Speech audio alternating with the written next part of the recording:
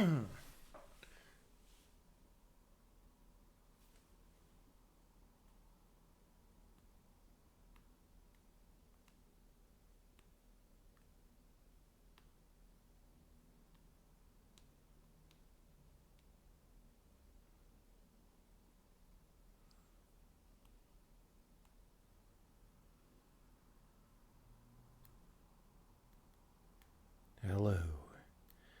Hello, people. I'm just going to chill for a minute or two while people show up. I might have to play some Tarkov tonight because I got my dope Tarkov patches in the mail. So that's when I got to be a USEC in real life now.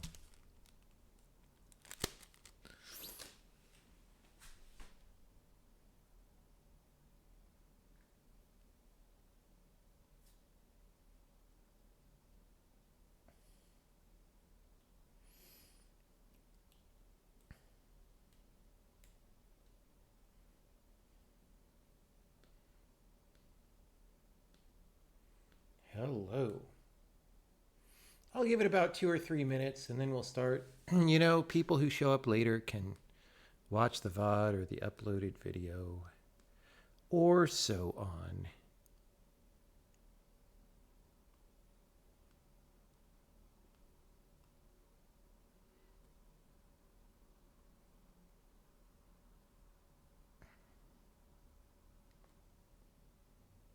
See, the reason this is dope is because my backpack, that I was talking about on the stream the other day, but people didn't get to see.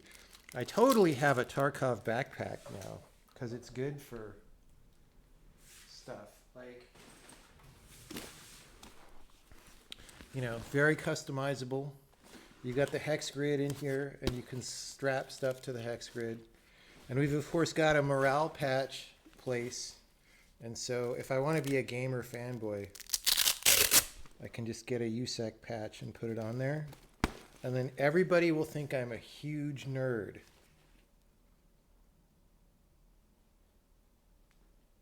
Anyway. So there you go.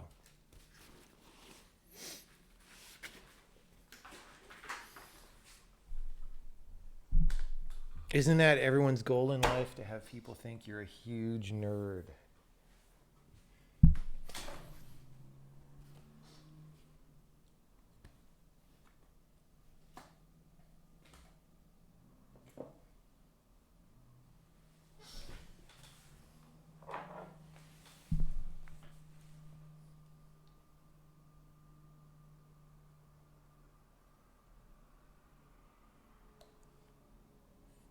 That ironically makes it okay. I'm going to adjust the temperature in here and get a drink, and then we'll start.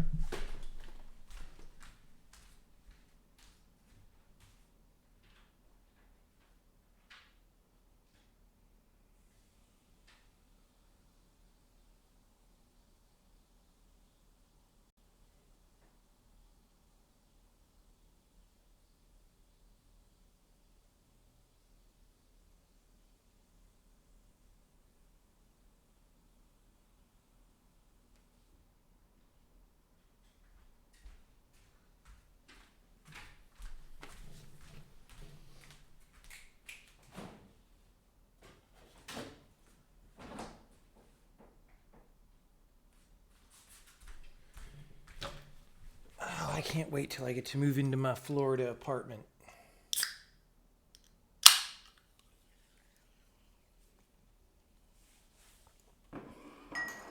Not enough stickers on the backpack? Well, look, if I was going to promote a programming language, probably the best I could do is make some like tactical gear, right? For the programming language. I think that would be good. Okay. Tactical programming language. Let's get started. So, let me press record.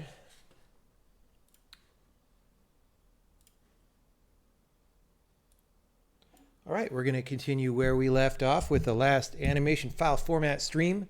This time, I think the next step is to load the file format that we made last time. But before we do that, I want to clean up some stuff. So, we kept doing this kind of thing to just like append a struct in binary. And whoops, and this is sort of a large, cumbersome expression, and it's a little bit error prone. So, I kept saying, hey, I feel like I should have a function for this, but I don't know where it is. I'm just going to make a new one. I'm going to put it officially in the string builder so that the people who are in the beta can use it. It's just really simple. We're going to go append struct, right?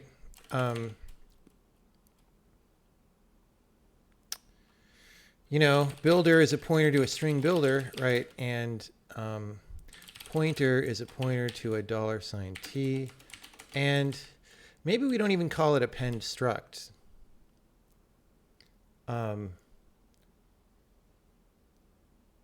Append.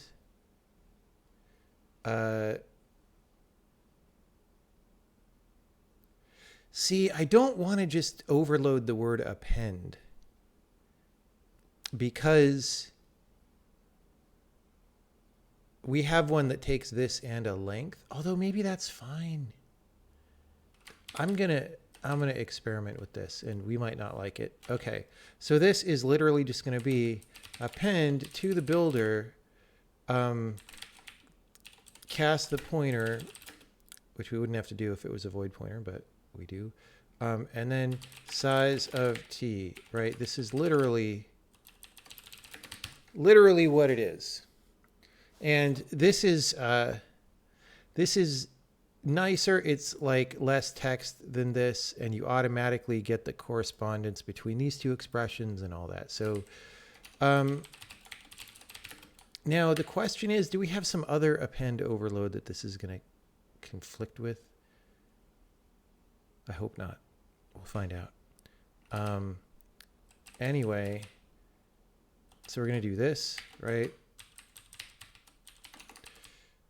Let's just try that out, and then we'll do the other ones.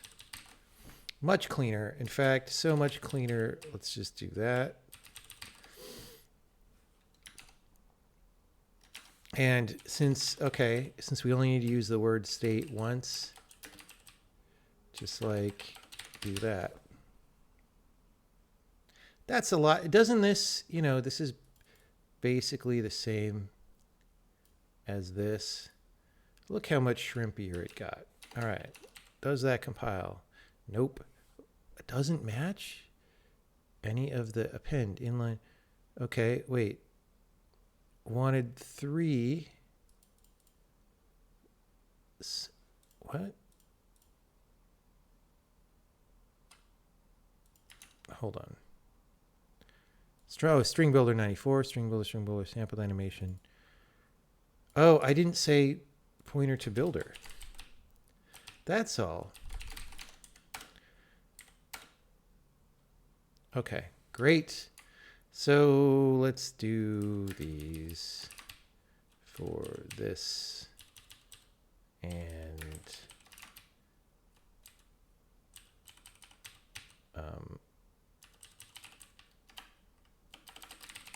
for that. And then here,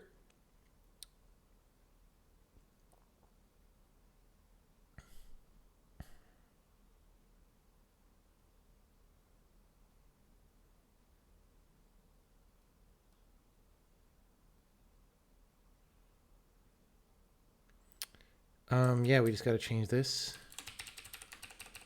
My mind was wandering for a second. Okay, so position, orientation, scale.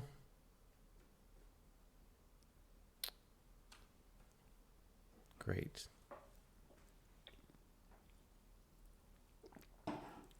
Much cleaner. And then we'll deliver this to the people. The question is, what if somebody actually tries to append a pointer and then gets sad that it didn't work?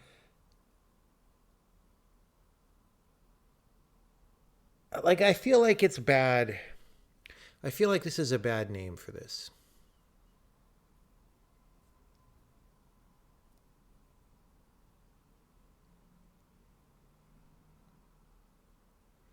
Also, we could make a version that operates by value here. And then we would probably, I don't know. I don't know, man. Anyway, I don't want to rat hole on programming language stuff because this stream is about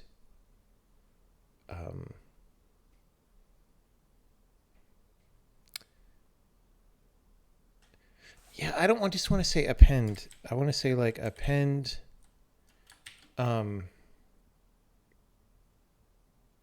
append whatever we're pointing at, but that's way too long of a name.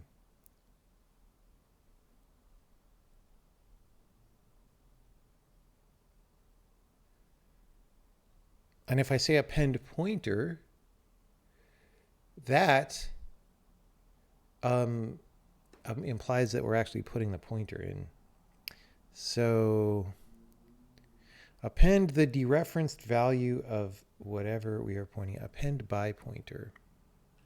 Let's call, yeah, let's do that. That's going to make these look a little bit longer down here, but that's fine. It's just a function name. It's just, I don't like abusing overloading too much because I think it does cause confusion. All right. We're going to put this here. Append, append, append. See, these were actually appending the argument. And yeah, okay. I think that's good. Because also, you could have some polymorphic function where you get some parameter of type t and you append whatever that is. But then you sometime pass it a pointer and it changes the meaning of the thing when you really wanted that to be an error, right? So yeah, okay, good on us. And we'll tell the people about this even. We'll say, added module string builder dot append by pointer a convenience function for appending structs or whatever else. Okay. So it's literally just that, not chappend. Okay, let's get back to the actual file format stuff. We are now doing these. It's slightly cleaner. I also wanted to add something because I think we're going to want to do compression later. Let's say compression type is an enum, and we're just going to have it be 1 byte. And it's going to be, we're not ever going to have totally uncompressed, I think. We're going to have what we have now, which is constant recognition, right? Maybe there's a better word than recognition. And I don't know, we'll add some other ones later, right? But we want to put this into the format. So we'll put that before any of this other data. So magic number version, put builder cast U8. I mean, that sort of misaligns the data. But you know, a different compression type, I don't know, man. It's fine. Data is going to get misaligned soon enough. Actually, we could reserve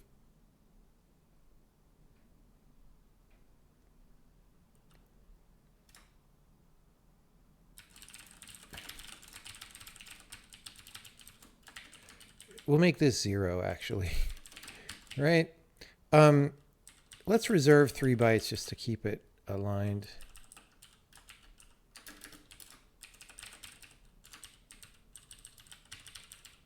because you never know.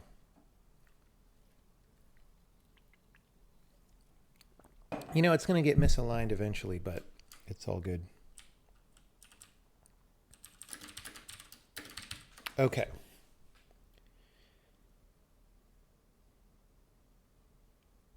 Now what?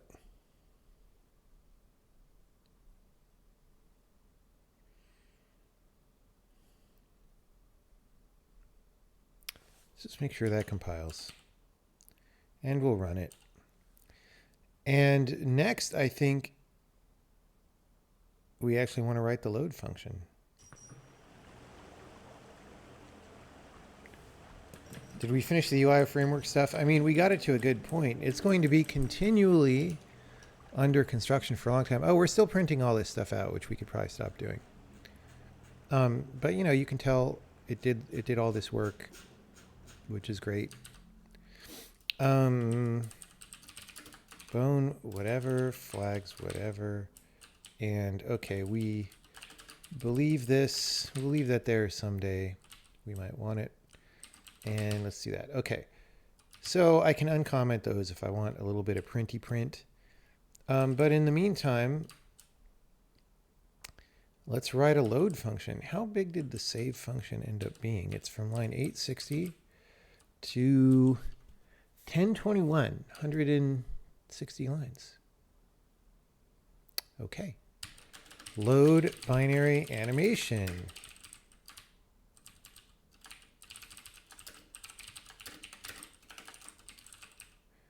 Oh, we actually want to load this into an asset, right?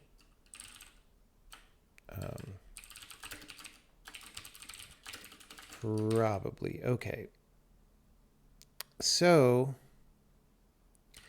well, you know, basically, we want to do the same stuff we were doing here. Remember when we did the all light map data? So we do a file name, right? Oh, we have the full file name. We can load this, but we'll change it later. If we want to get this out of a package, we would call a different function here. And we have a function that says disk or package if a package is attached. But in this case, oh, we have, hold on. Oh, shoot. Let's just be forward thinking. Okay, we have read entire file from disk or specific package, right? And I'm just going to make a new package that's null. And if the package is null, then we don't do any of this. And instead we just do read entire file, which is what we're doing here. So we're going to do this. And the package is going to be the animation data package. We have a thing called animation package, or package animation. I'm saying package in front. Maybe we should rename these at some point, but I'll let it stand for now. And that's just going to stay null because who cares? Now,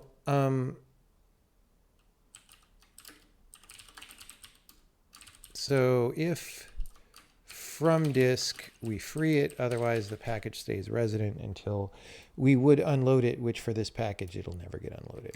It's the animation data. We want to animate things in this game. Okay. Now, what do? Well, we say S is file data, and we're going to use our get function and stuff. Oh, that's another thing we could do is provide those to the people. I'll put that on the list.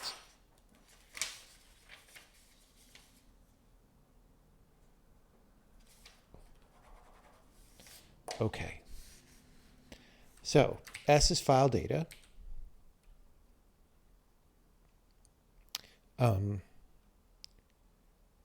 And now we're just going to modify. You know, we do this thing where we parse stuff off and then advance the string.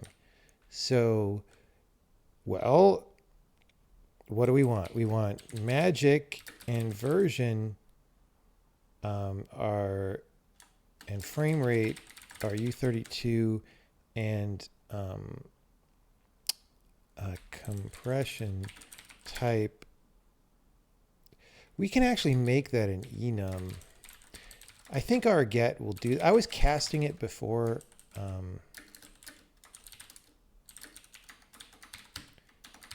Okay, we could actually assert size of compression type is equal to 1. Okay, so we're just going to get into the magic number. We're going to get into the version. We're going to get into the compression type. And we're going to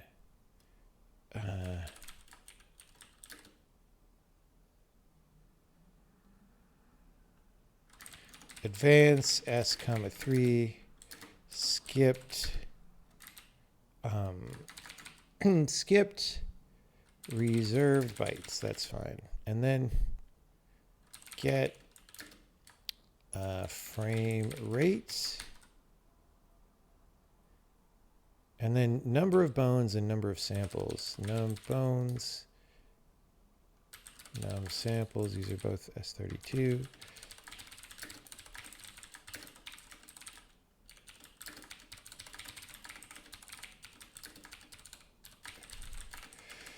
So first, okay, if magic is not equal to, well, we want these things, right? If magic is not equal to animation file magic, why am I being all C here? Log error, invalid magic number in whatever, wanted this, got this.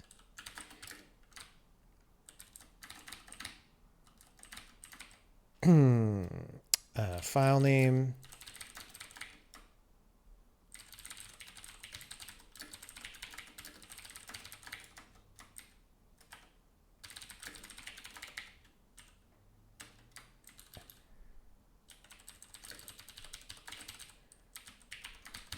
Okay.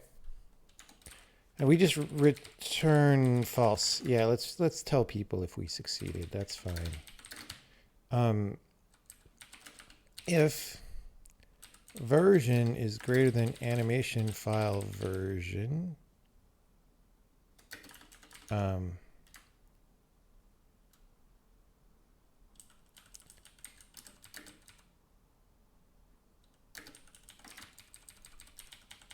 invalid version, highest is whatever, but got whatever, right? Animation file version. Okay, so we don't like that compression type. We could also validate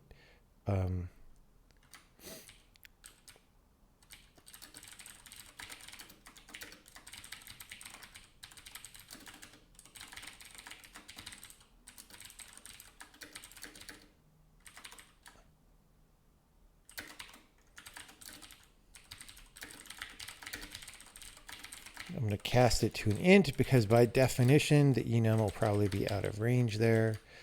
Okay, and then frame rate and all that, we're not going to sanity check. Like this kind of basic sanity checking is like, okay, did you get the right file? Has it been overwritten with garbage or something? After we check these, it's like, okay, these are not hostile files, right? They're written by our own tools.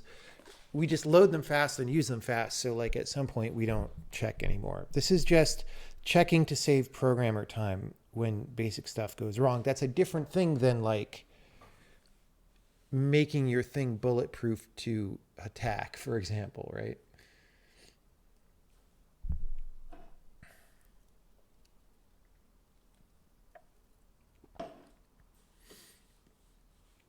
Any reason why you now write a structure for the head and cast it from the raw data? I literally didn't do it that way this time.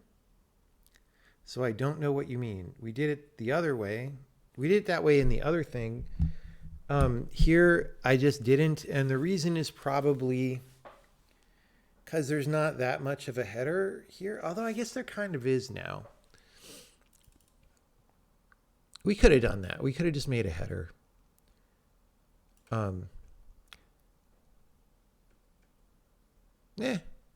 We could always switch to that. That's what we did with the other stream, is we did it this way and then we switched to just doing a data structure. Who knows?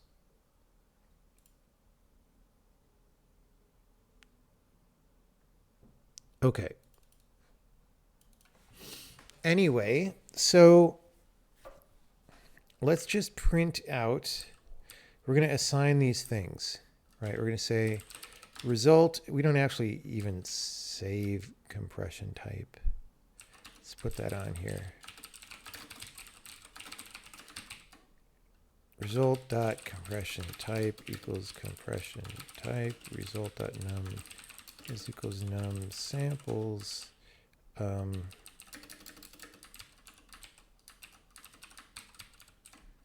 Array reserve.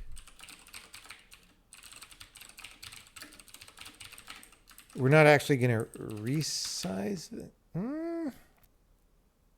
Yeah, we're fine. For 1 to num bones.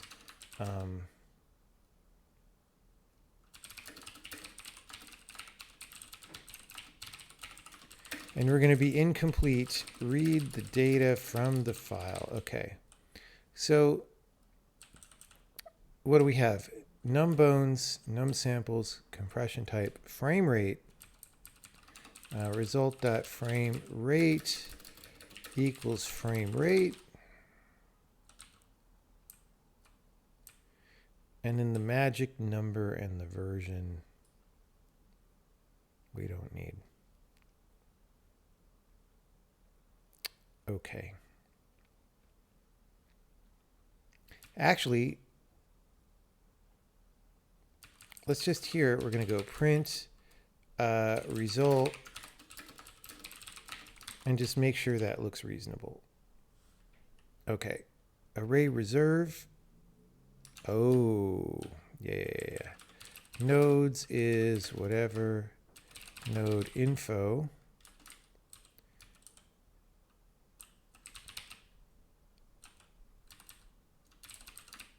Because the value on result is not an expandable array. So here we're going to say result.nodeinfo equals nodes. Okay, array add. I did it again. Oh, you know what? Okay, never mind. Because we'll just return false.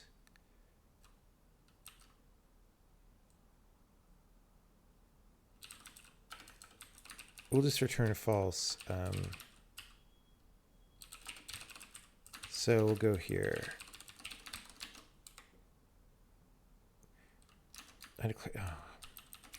Main.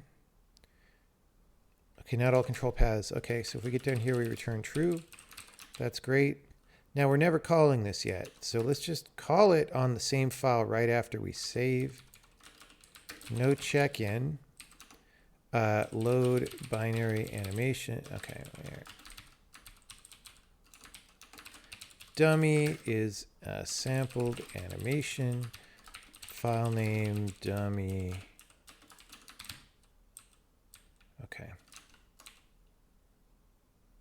So now we should at least see if we got that right.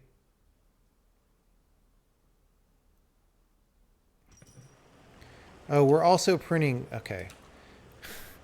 These structs have all this asset base data that it's not our job to fill out. But here, number of samples, compression type, which is 0 anyway, frame rate 30, and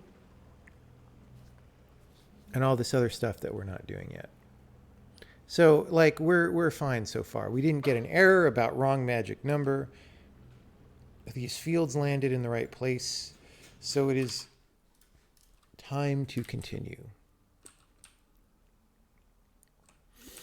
Okay, so we've got our value flags. We've got, which I think we're going to actually want to store on. the thing, because we're eventually going to want to use these during playback.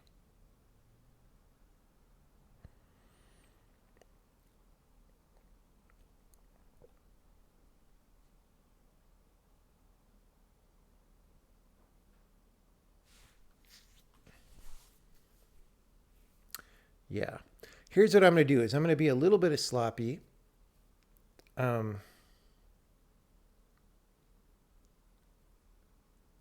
Let's call these bone flags because they're per bone instead of value flags.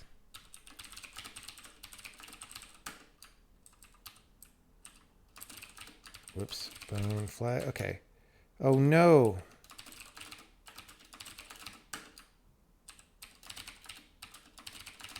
Please, thank you. Okay. So we're going to put these out here.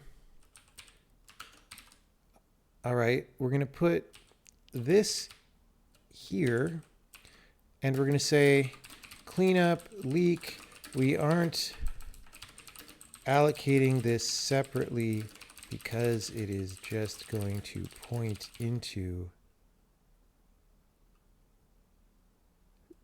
the animation data. Oh, no, you know what? Let's just do that. Let's just go straight to where we're going. Okay, never mind. We've got this array of bone flags, and we resize it. Here, right.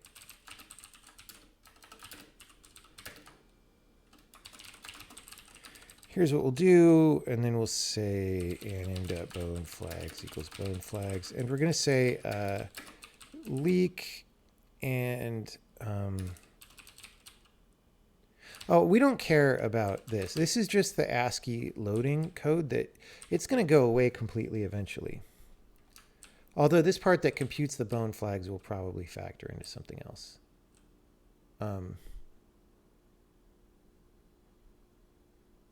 Yeah, okay. Let's just go. Oh no, it's temporary. What am I doing? It's temporary storage right there. Okay. So the bone flags are their money. And we write them out. And so, yeah, let's just make sure that compiles. So when we read,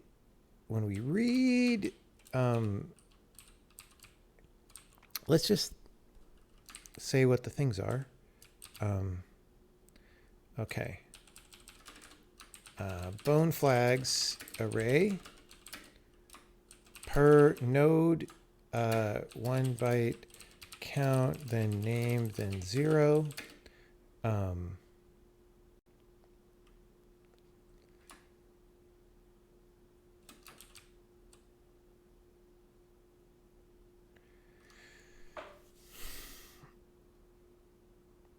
I actually think I want to change the way these loops go. Not yet, let's do this part. But like here we have the data split up in the file where like it's positions for each node or bone, right? And then positions for each, or orientations for each bone. Let's just change that name. Node is just such a generic name.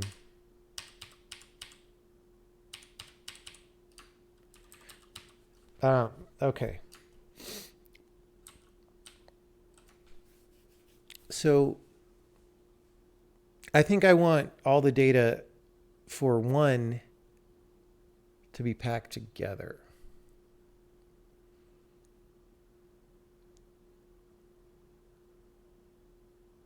You know what? Screw it. Let's just do that.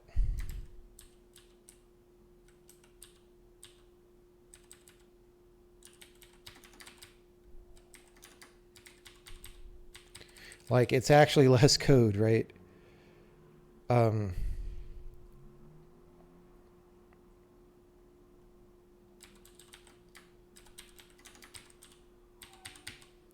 we don't need to keep getting the flags and whatever. Like it's literally that. So all the old files we wrote are now garbage, but we're going to delete them all. We're not upgrading the version number because we're going to delete them all anyway. as we rapidly evolve the format here. Okay, so per bone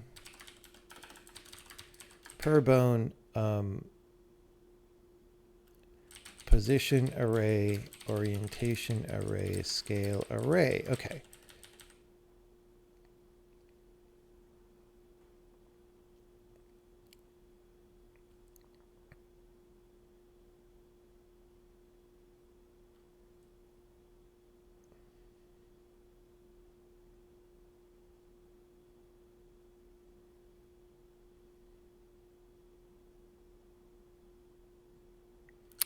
All right, let's do those flaggerinos. We're going to say, we're going to have a bone flags, right, which is an array of bone flags. Bone flags.data is just where we are in the string. Bone flags.count is num bones. And then advance s by num bones times size of bone flags. So we're just pointing at that data and then we're skipping past. Okay. Next, the nodes. We get, in here we get a little bit of error checking. Actually, no, we don't, because it's a byte, and it could be literally 0 to 255. We could temporarily assert that none of them are more than like 100, right? That's a way of kind of making sure we didn't desync. Okay. For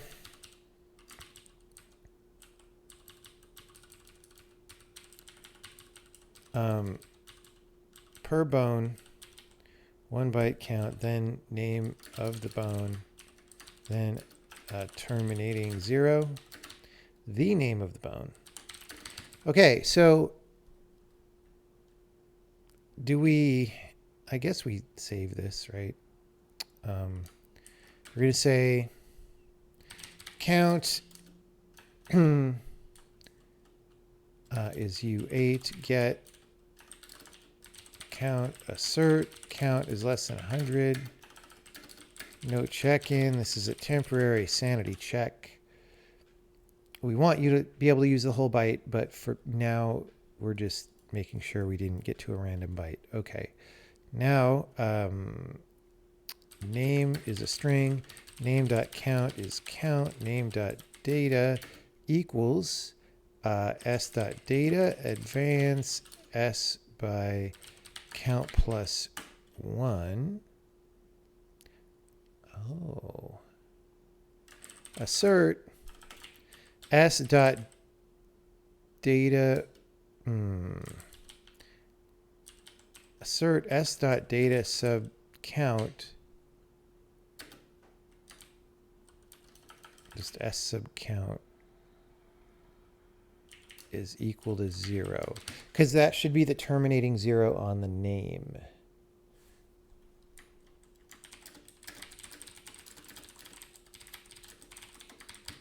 Okay.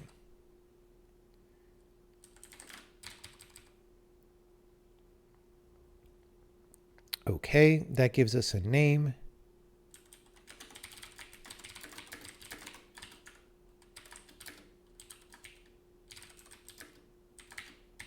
And then we're going to say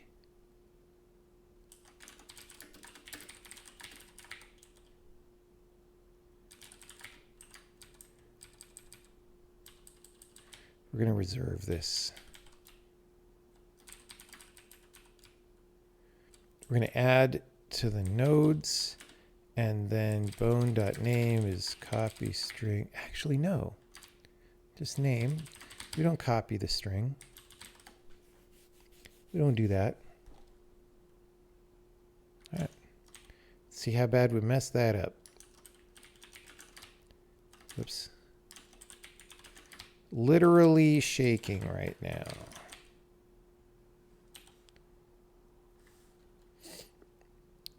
I am literally Oh God.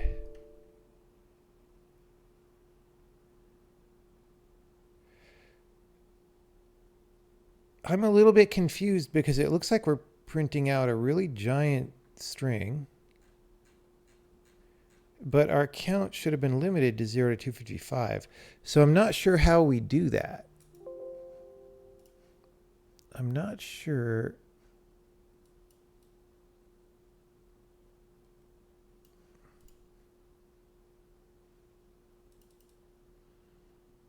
Like we asserted here that it was less than 100.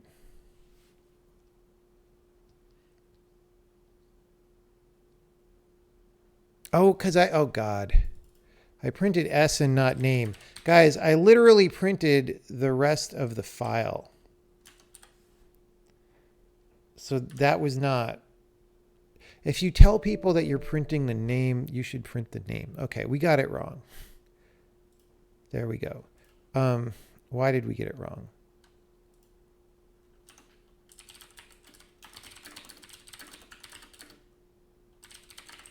Probably this is already the wrong place. Probably our bone flags in harmony are out of harmony.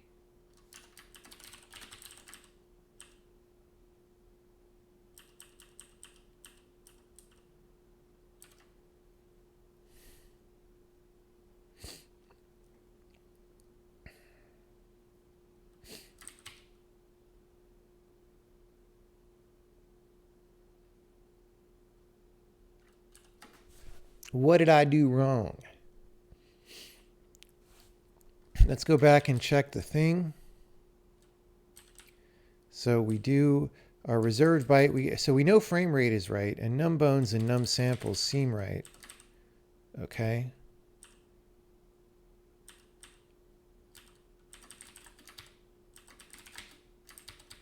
Okay. So this is maybe, oh, we didn't get the G matrix, guys. And by we, I mean me. I got ahead of myself. I got ahead of myself.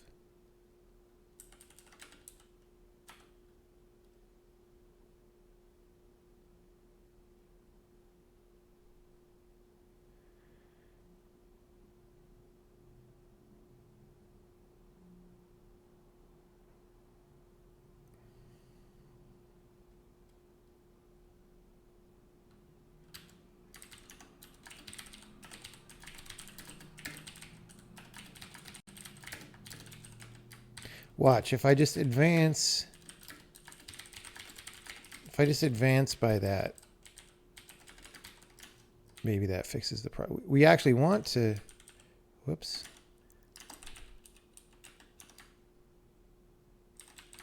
We actually want to put that data, but let's just,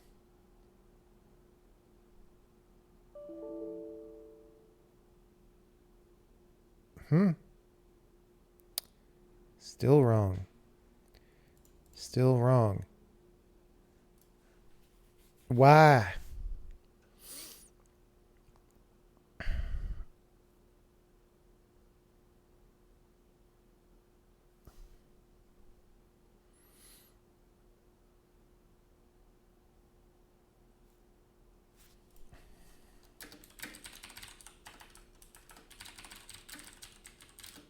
So we might employ secret techniques here.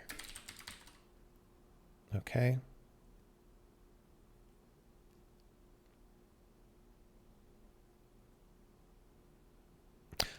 Oh, we also didn't do the parent indices, guys. Why do I like not look at the code? My eyes skipped ahead. It even says the things.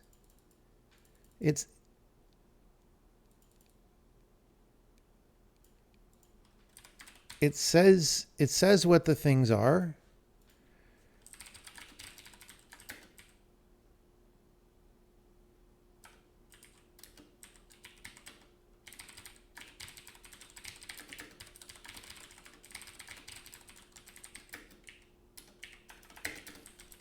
And we could even print these indices.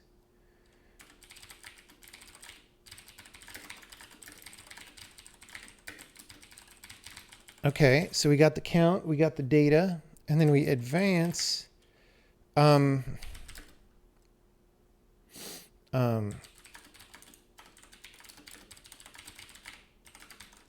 that. We were not Game Boy advancing enough.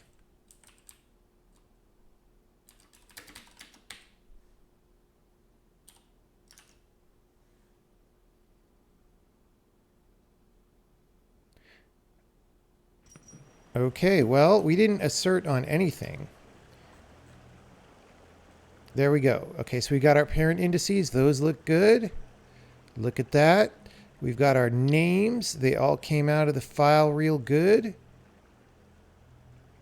Look at how many bones are for his cape there. Yeah, we're good. Okay, so what you saw there for a minute was the reason a lot of programmers are afraid of binary files. Okay.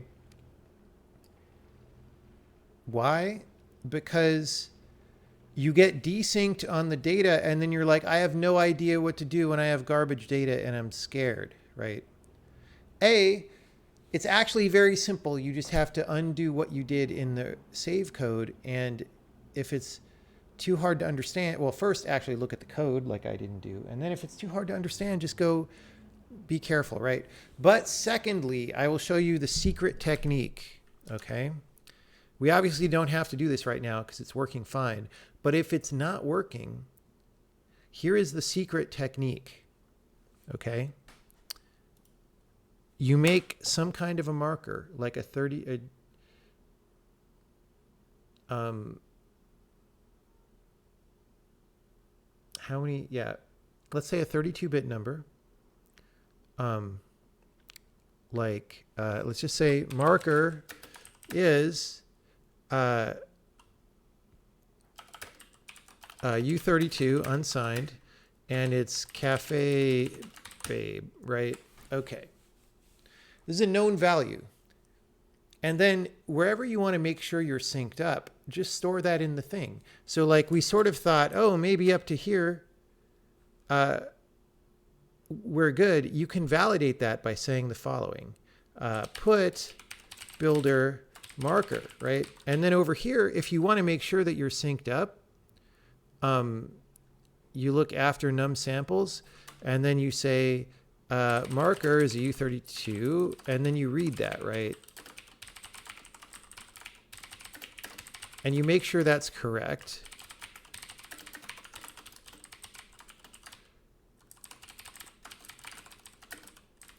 And the thing is, you can keep doing that. So like, okay, so let's make sure that that's there. And then you take them out later once your file format works correctly, right? This is like the super secret. Okay, so, you know, we were fine. We said marker is Cafe Babe. So we found it in the file. If we didn't find it in the file, then we would know we desynced before this point, right? Somehow our reading code doesn't match our writing code before this point. And then what do? Well, you could put another one. You could say, okay, maybe after compression type, right? Well, let's do that, right? Or if you make it past that part, you could say, what if it's, did we make it up until the bone flags, right? Now the thing here is I just have to, I'm redeclaring my variable. So let's not redeclare it, but you know, and you could even, you know, if you want this to be easily deletable, you just do this and you just copy pasta this, right? You go bam, there's one after num samples. There's one after bone flags, right? Okay. And you can do that to binary search your code for the place. Oh, I messed one up. We asserted at 11:10, right? Why is that?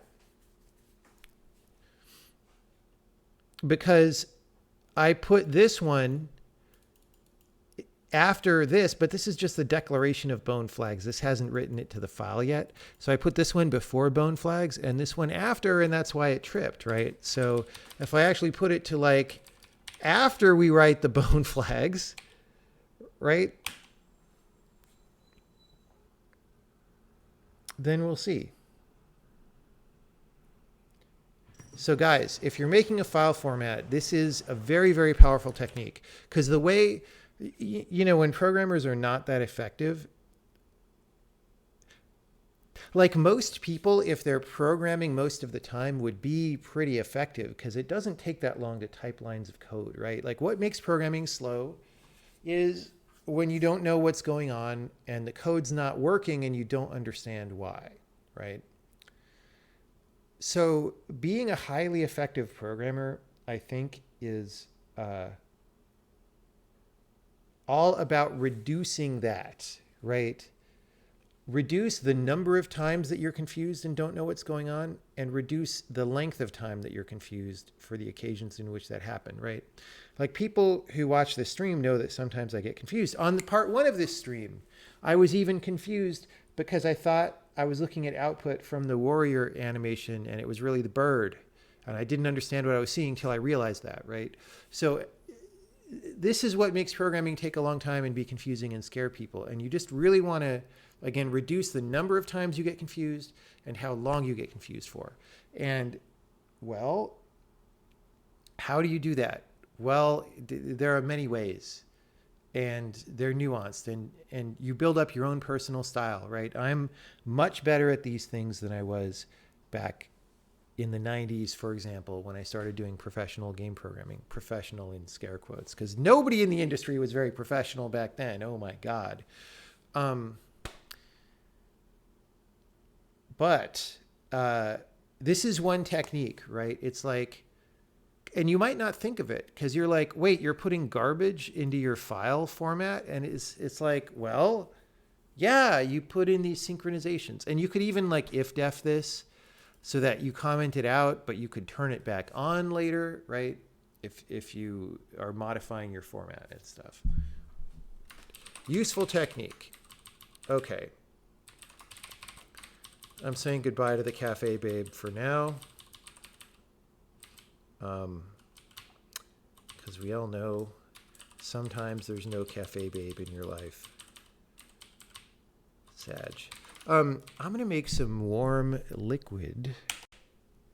Does anyone have questions about what we just did so far? What's the useful technique? I literally just told you. It's putting the markers in. What if you didn't get that? I don't know what else to say. Watch, rewind, and watch. You saw that pic with me and Tim. I was not in that picture with Tim Sweeney. That was just an epic picture. I was not in that.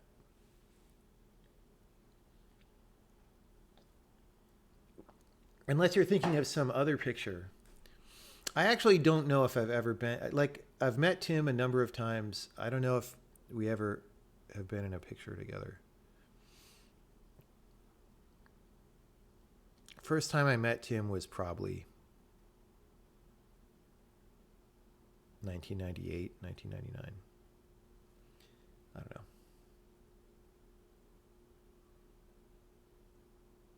Some file formats keep the arbitrary markers in to dynamically resync. Yeah, that's kind of a different thing though, right? That's like a situation.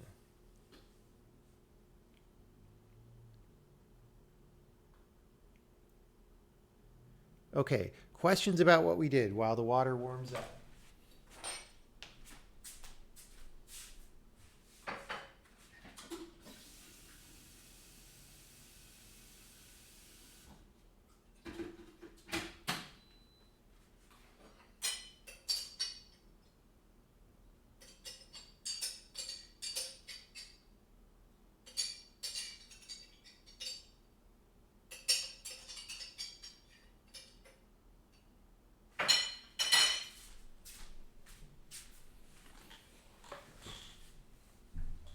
Nobody has questions. All right. Nobody ever cares what we do on this channel.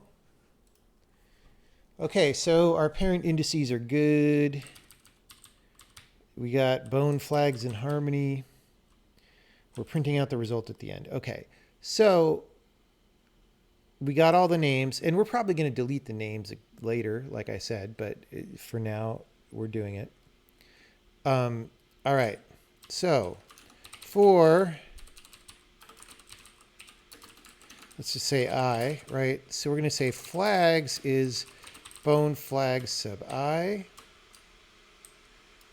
Are we actually, we're not actually setting,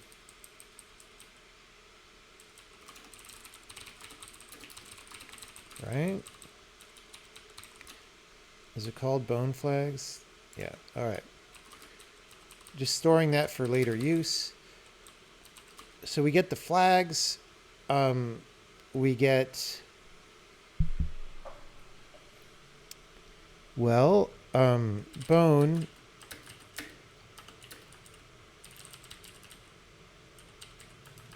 We get the bone. And we're going to go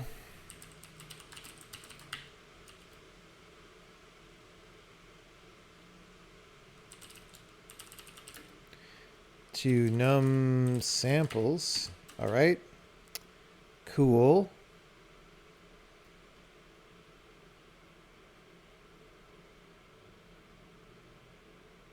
And now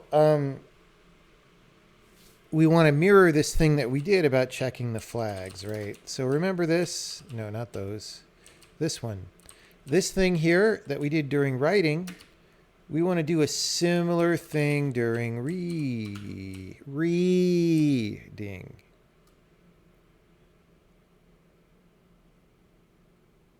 Okay, so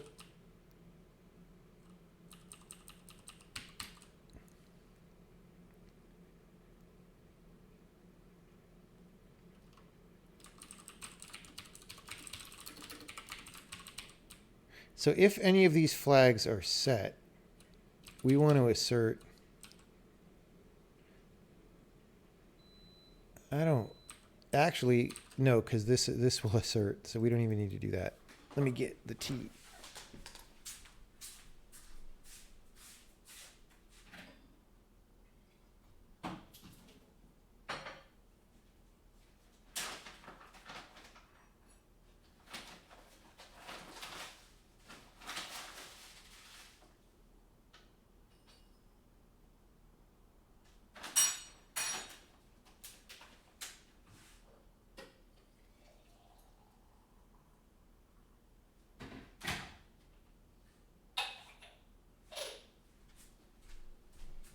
The Golden Monkey Hype Train continues.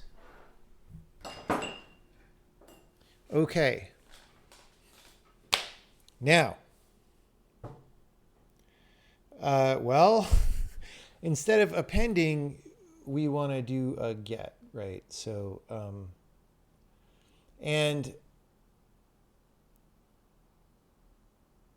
I'm just going to make a thing called get struct for our own personal use, right?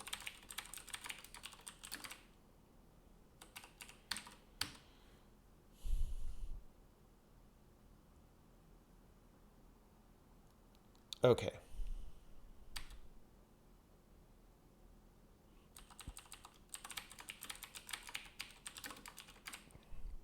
So this is just sort of the inverse of that.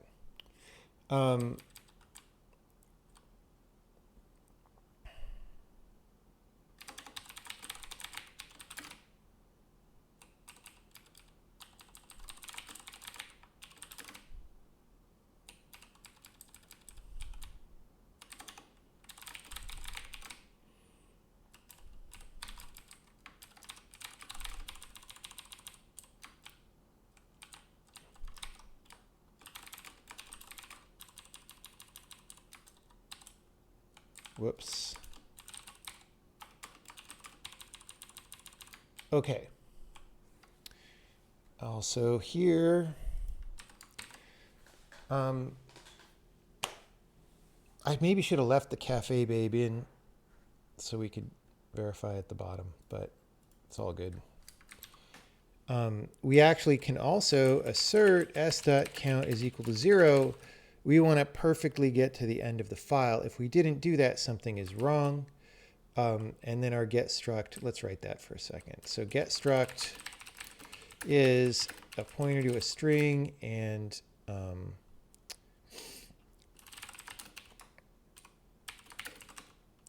assert s.count is greater than or equal to size of t, right? Let's just go bytes. So we're asserting for now that the file is big enough. And then we're going to say,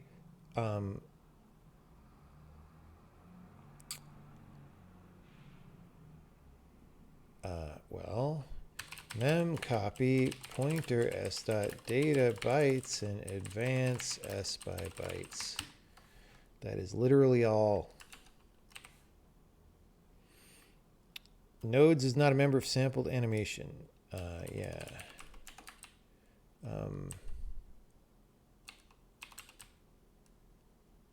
Node info. Why was my naming convention so weird? I don't even know. I don't even know. Ah, I got it wrong.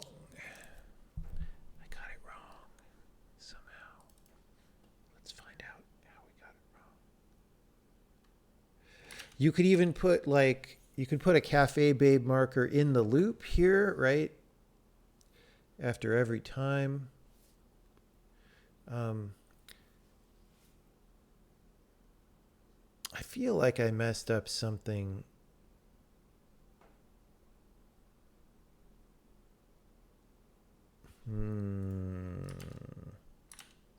Why are we having a cow? Array bounds check fail. Wait. We didn't allocate any nodes ever. What? Oh, because we have this nodes array here, but we don't ever assign it until down here. So actually, let's not do that anyway. Let's just say nodes. It's easy clap. Whoops. No, not result.nodes, just nodes. Easy clap.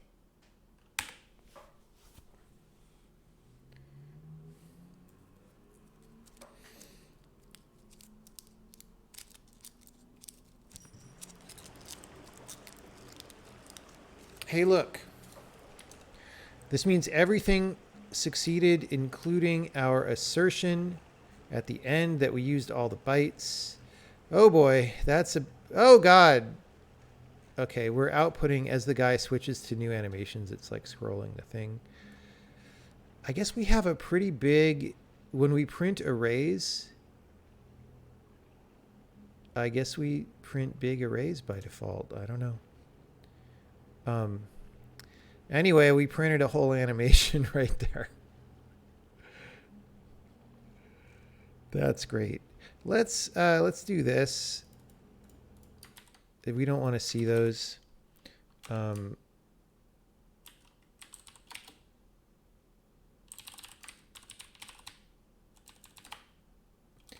This is just a list of things that we ignore from the hot loader. Okay, I deserve some chocolate from the Cafe Babe.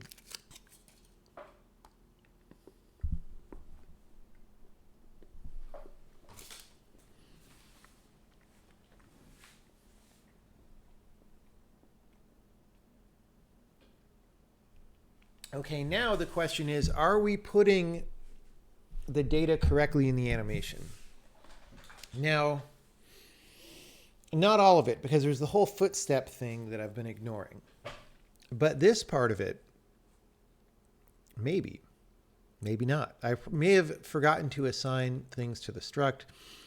Let's double check, like the bone flags. Do we ever do that?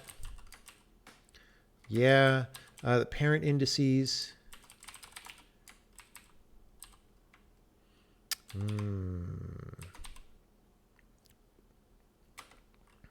Whoops. So I think right now that's on the node. Yeah, so we actually want to set that.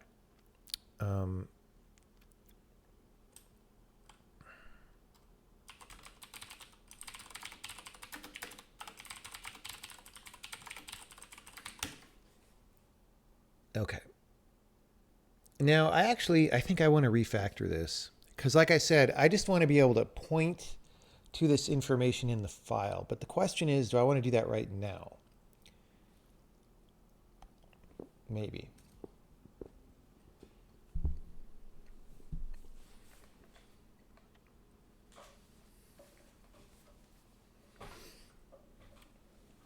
Maybe.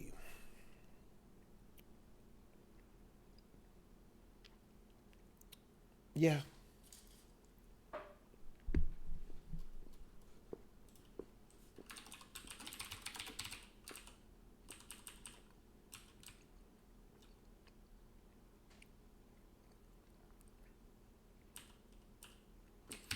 I'm just going to delete that.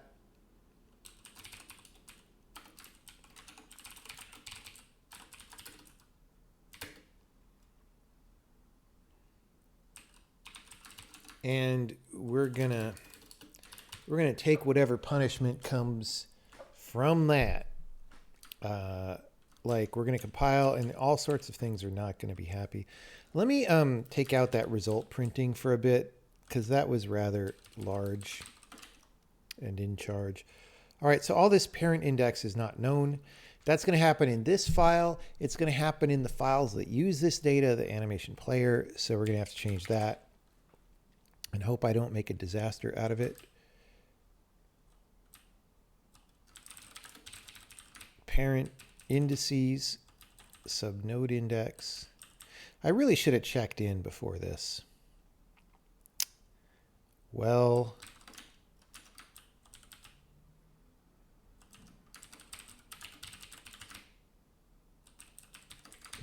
rip. Okay, yeah, that's in a different file. Hold on.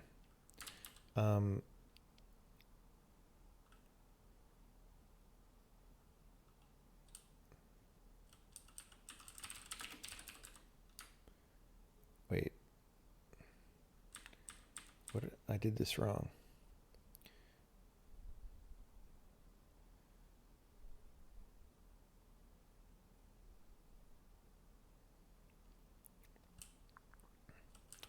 I think we just want to say parent index here, right? We assign there. It's the parent indices, and then we just do this, right? We're just walking up toward the parent multiplying transforms. Okay. Parent index, index.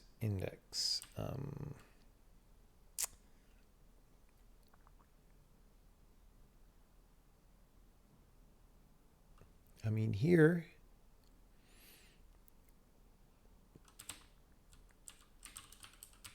let's comment this out, this fine loop, and instead we'll go put builder parent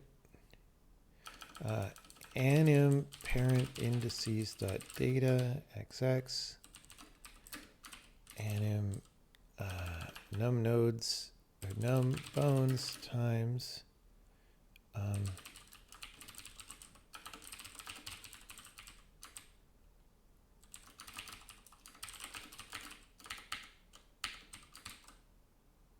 append apprent the sorcerer's appendage. Okay, parent index bone dot parent index. Yeah. So where are we? Oh yeah, this is the stuff we just did. So instead of assigning that there,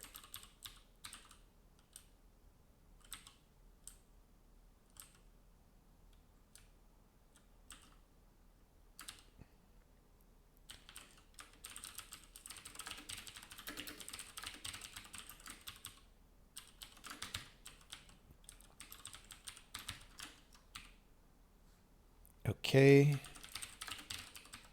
That appears to be it from this file. Oh, no, here. Here. Okay. Okay.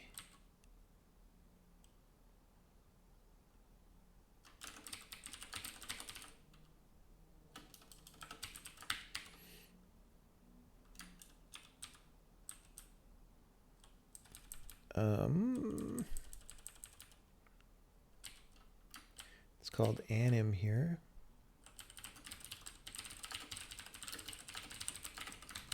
Okay.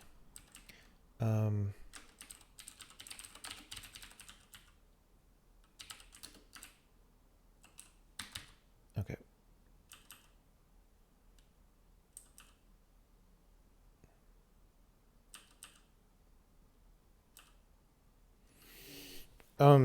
Here, this part, we're just going to comment this out because we just don't want that string anymore.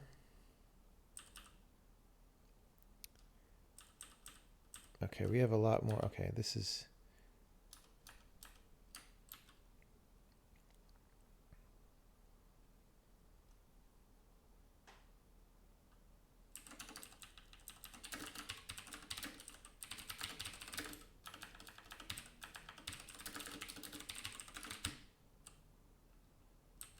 Okay.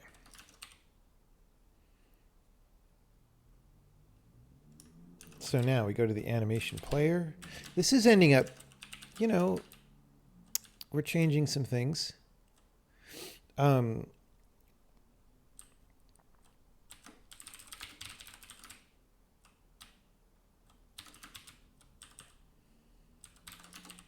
going to let it tell me where the next one is. 325. No, wrong file. Sampled animation. Loss of information. Right, type int.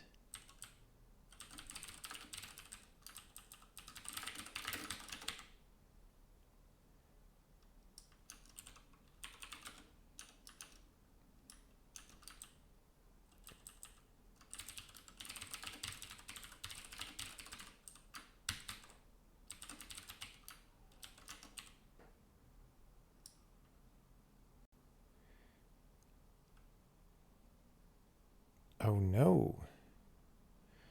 Oh yeah, it's S16 actually. Whoopsie. I made it. Yeah. We're not going to have more than 32,000 bones in one mesh right now. Okay. Parent index. Yeah, because I made it that. Okay, and then this is trying to save to a string. Why?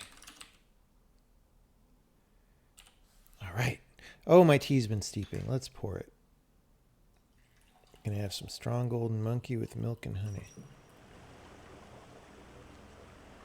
Okay. So we just changed that, and that just means we can point to an array in the file rather than having to reshuffle data around, and that is better for video games. We're still printing out the names. Why are we doing that? Let's not do it. Okay. The names are a little bit like we're expanding the count out to 8 bytes because that's our standard string format, but we're pointing the data into the file.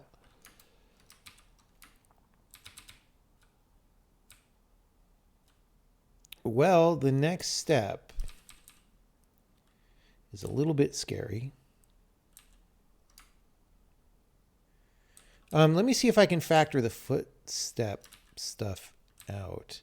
Because what I would like to do is, so right now we load the text file, we save the binary file, we load the binary file. We don't use the binary file data in the game right now. I would like to throw that switch, but when we load the text file, we also do this footstep processing stuff that I added in long ago and that I don't remember at all what it does. Like, I don't understand if node left foot and node right foot. Why are we doing this for every sample?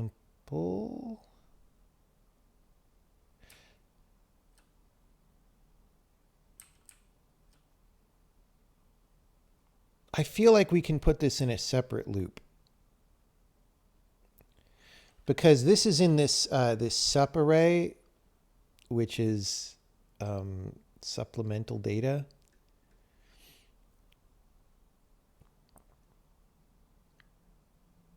Wow, this is such old code. All right. I suspect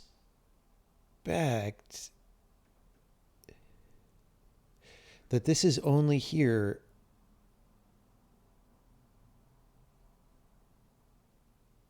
Oh, no. Oh, this is if they're not relative. Oh, gosh.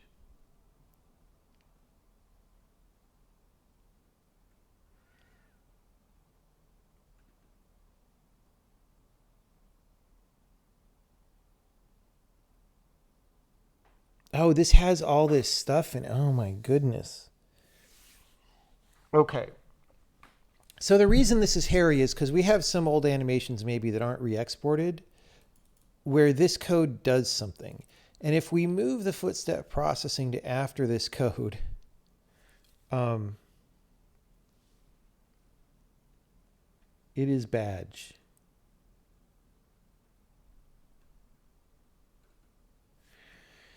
So this is making it confusing. Hold on, let me get my T totally staged here.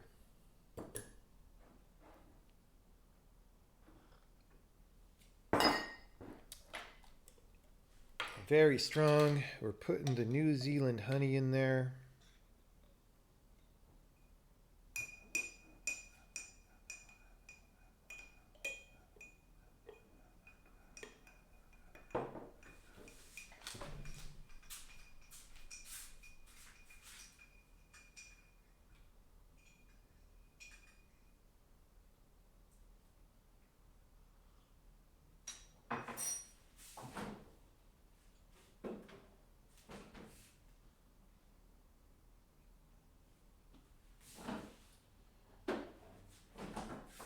Okay, so good.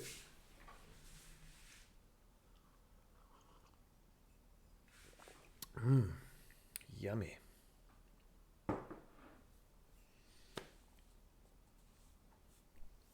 Do you have before after measurements, or is this just a no duh?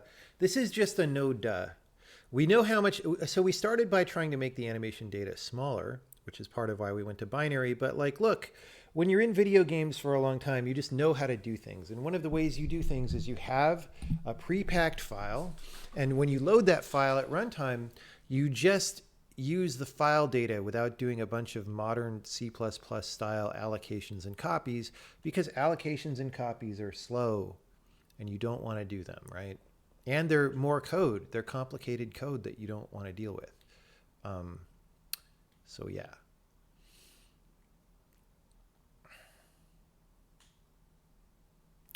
Now, this, I think I can move the footsteps to after here and delete this, because part of the job of this is to convert to relative. So I'm going to move the footsteps, and if they're broken, maybe we'll fix them in a separate session.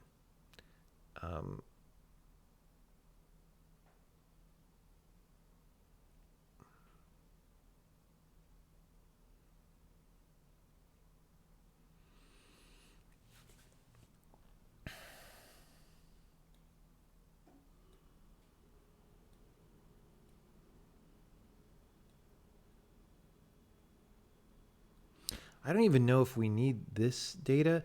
This just seems... I think we're going to want to get rid of this at some point. Like that, when this code was switched from global to local, the meaning of this changed to be garbage. Yeah, literally nobody cares. Okay. theta relative, we probably care. But it's actually probably wrong.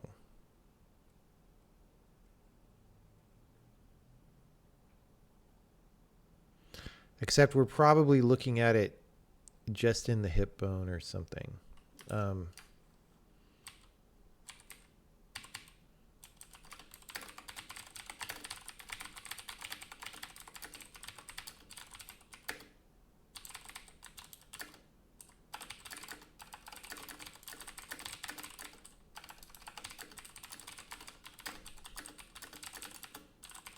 Anyway. Okay. So these are sort of two different supplemental data things. And since on relative animation files, they're both running on relative transforms anyway,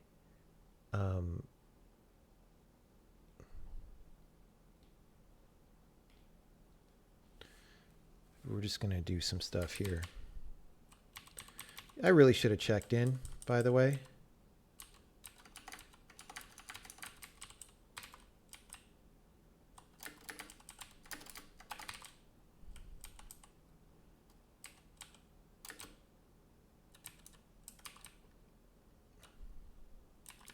So we're going to put the footsteps down here.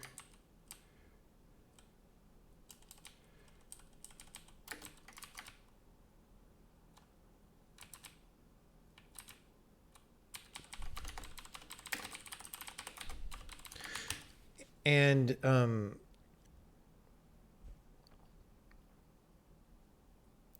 actually, we're going to want to factor this into a separate function in a bit. But not yet. Hold on. Okay, this is commented out, so we're just going to trash it because it's just making things harder to understand. It's all good. Okay. So now this is theta relative to start as well. And that doesn't use sup. All right.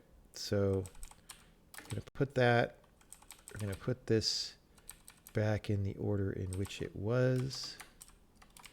And we're going to close that. Okay. Whoops. So this is computing various... Oh, we don't need this. Get rid of that.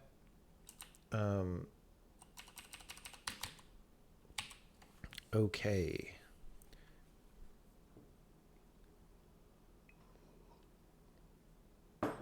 We may rejigger that heavily. I'm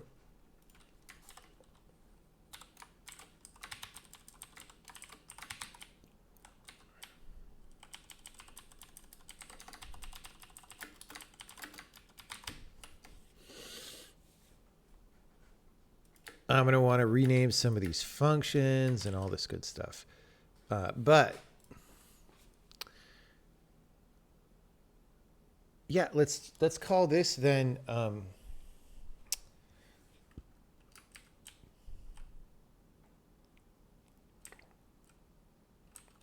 where does the node left foot stuff come from? Node left foot.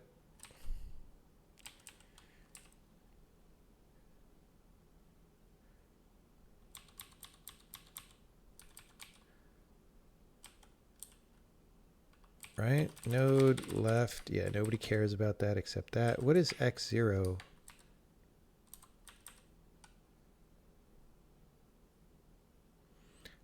Literally the first one. Okay.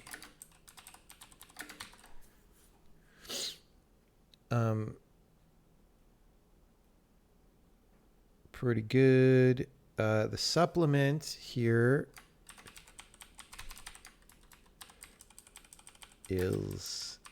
goes here. So now we're going to say compute supplement on Anim. And what is that? Well,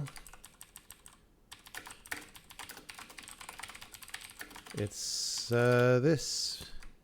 It's me, Mario. Okay, so what did we get wrong there? X0 Oh. Yeah. Yeah.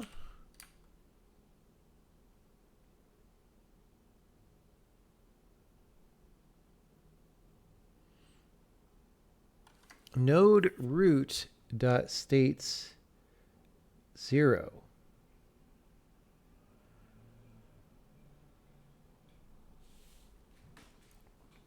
Well, that's all just inside here anyway. I mean, it's very silly how I'm doing that, but that's fine. All right, node root.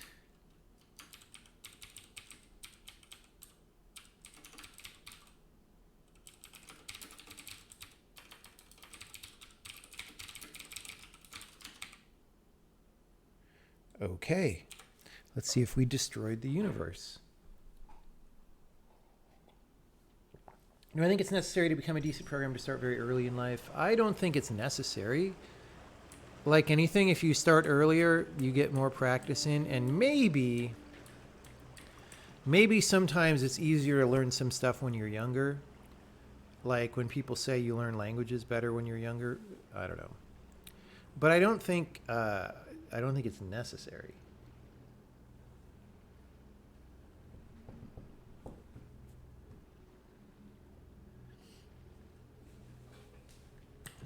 Okay, our dude is doing things. That's great. We like it when our dude does things. Somehow a video game is all about a dude doing things. So it is what it is. All right. So we have factored that out. I don't really want to put that in the middle of this function. That's just a convenient thing about this language is you can do that to have minimal disruption while you're editing, but we're going to move it down there. Why are we going to move it down there? Because we can compute supplement on this thing.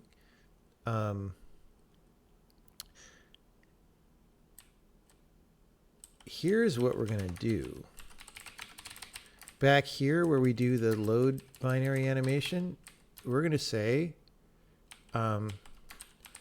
replacement is a new sampled animation. Oh, can't do that because the asset catalog wants to have a pointer to it. But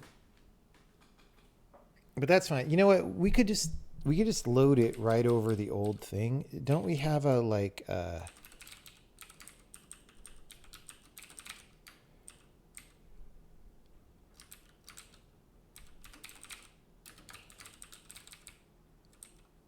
do we do this?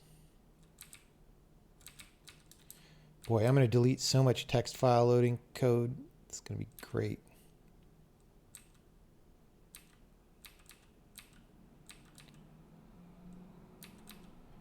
I don't know, man.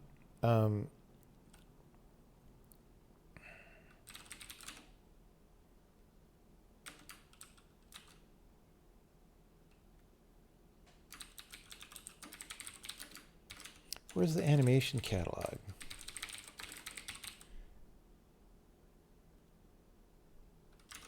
It's in animation/catalog. Okay, so this is the thing that kind of calls us here.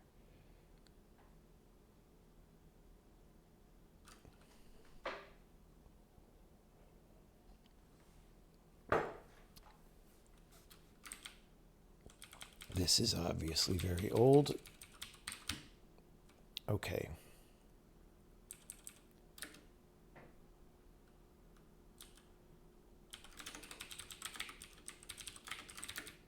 Let's just do this.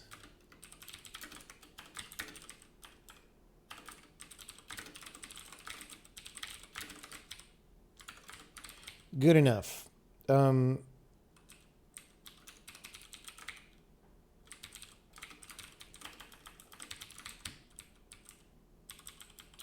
So we're going to do this stuff and reload that binary file.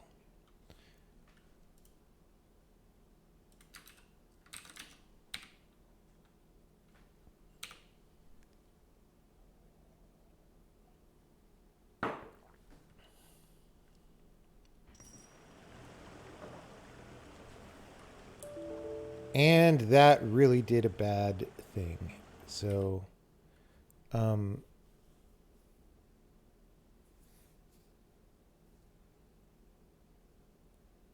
invalid magic number. What?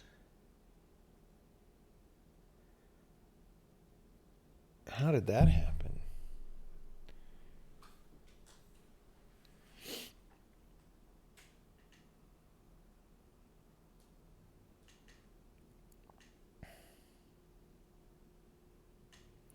Because we're theoretically not actually loading these yet unless we immediately resave them.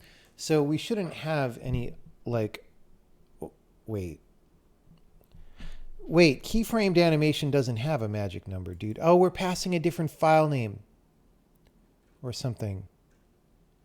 Wait. Binary file name. See, I changed the code and found out.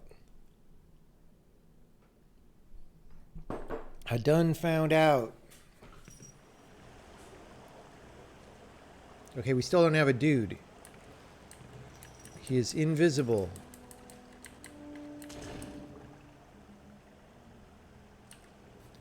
All right, Sag.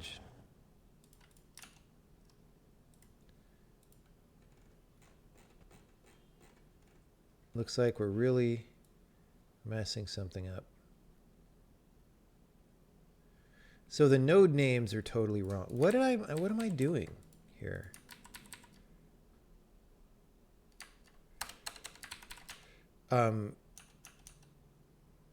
Oh, you know what I'm doing? I'm freeing the file data. We're not supposed to do that. What I can do, I can leak it for now, and later I can just store it on the animation if we get it from disk. Like during development, we load it and free it and stuff, but from the package we don't. Yeah, so this, we will store that. Oh no, sorry, that's not the right one. No. It's load binary animation.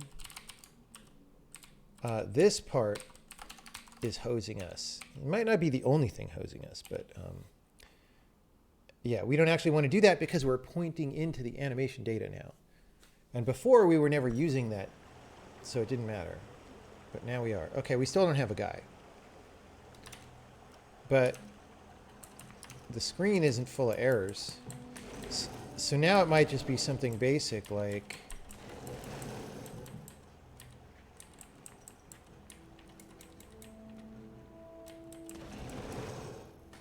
I'm good at this game. I'm invisible. I'm invisible. Can't get over how fast it compiles. Rust has ruined you. Listen. Do not underestimate how much of your life you spend waiting for things to compile. It is a large amount. It is a large amount. I have found that a very fast compile, edit, debug cycle is critical to me being productive. Hard mode, yeah. Yeah, it's hard mode.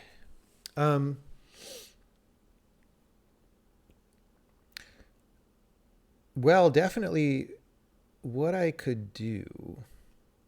Here's what I can do is at the end of load, when we do load binary animation. So the reason I'm doing this is because the asset catalog supposedly, so animation here is like a game resource, and the way that works is once you have a pointer to one, it's supposed to stay valid. So we can't like return a different one. We have to swap out the contents of that, right? What I could do here is instead of this, I could say other is new sampled animation, right? And we can just look at the difference.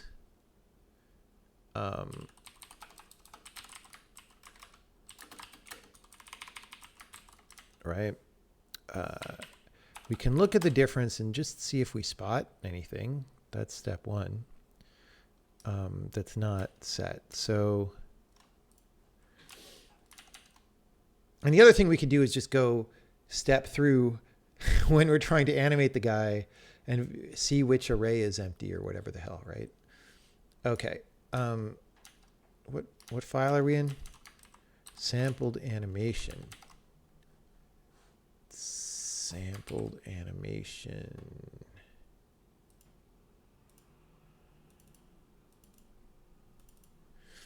Okay.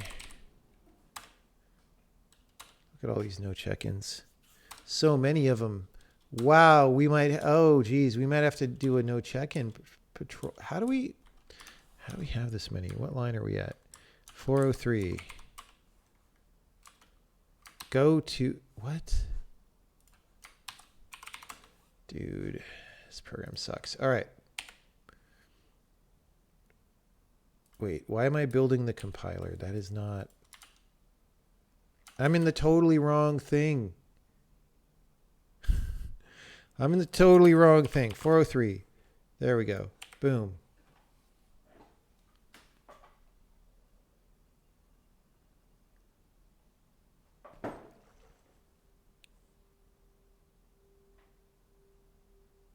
Okay. Now, this is the wrong executable that we're debugging here. That's the exported one. We want this one. That's why it was working, because it was the exported one. Now that probably got rid of our breakpoint, but we'll at least verify we have, wait, what?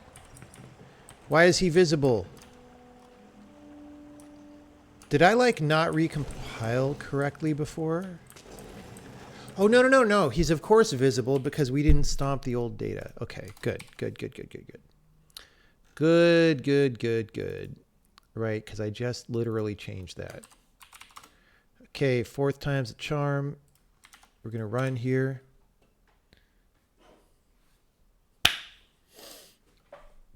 Here we go. We're just going to look. Okay, this is the bird probably, right? I don't like the bird. Although it's smaller, but file name. Warrior. Okay, never mind. We're good. We're good. So we're going to look at Visual Studio makes this kind of comparison very difficult because it's poop. But we're going to look at Anim versus other. Like, there used to maybe be a way to pop up 2 windows next to each other, but now that's so much of a pain in the ass and hoses your configuration so bad that, like, I'm not even going to mess around with it because I might put my Visual Studio into a state from which I can't even recover it. So we're not going to do that. Let's just check all the top level arrays. Bone flags, 9.3, 9.3, 9.3, 9.3, 9.3, 9.3. Supplement 6F, 6F, frame rate 1E. Events nil, duration 1, flag 0, user index 0. Oh, the G matrix, guys. I'm throwing away the G matrix. That's one of the no check-ins. Without that, you certainly cannot expect anything on the screen. Okay, let's get rid of some of these so we have fewer of them because, oh my goodness. No check-in actually store that. Remember when I said I'm just going to skip it for now?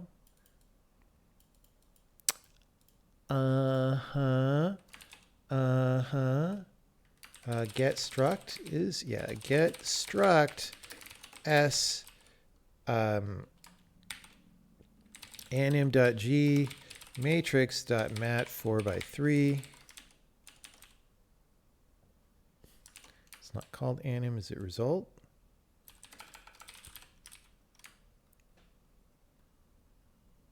Yeah. Okay, that might not be our only problem, but it certainly is a problem.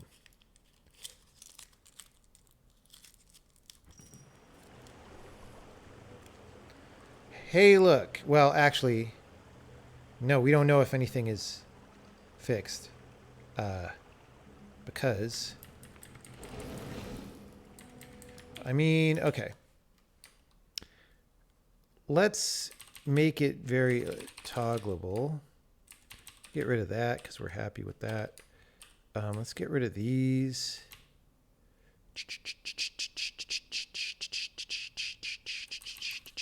Whoops.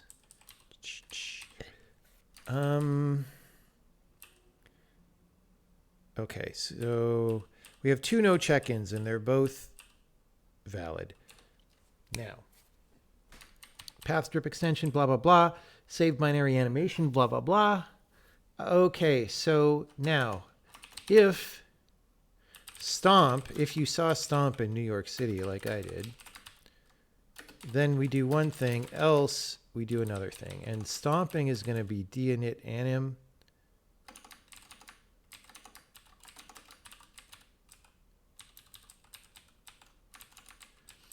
Right. Anim's already going to have supplement.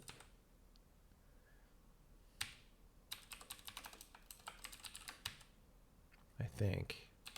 Let's see. No, it's not. Okay. Compute supplement anim. So we're just doing it into the thing versus into a different one. Is really all there is to it. Stomp was actually a pretty good show. You know, I ignored it for a long time because I was like, oh, everybody talks about this. And then I saw it and I was like, cool. Okay, we still don't have a dude. Sag. But we can just go look for more things.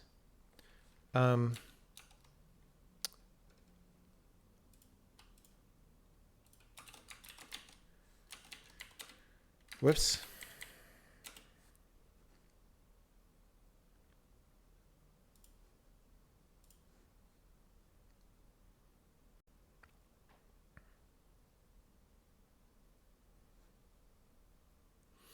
Okay.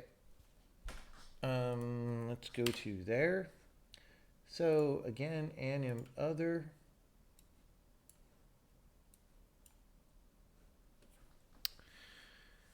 Samples, compression type, bone flame is a 6F, frame rate 1E, events, duration, nobody cares, flags, G matrix,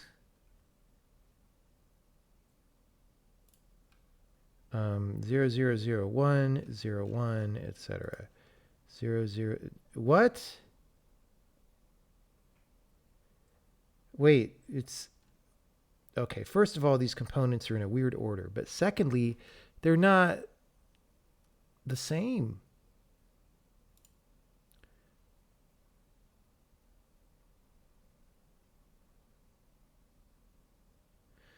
This is 0001.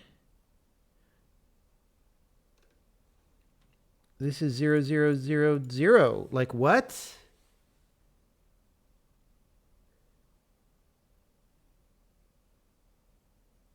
Excuse me?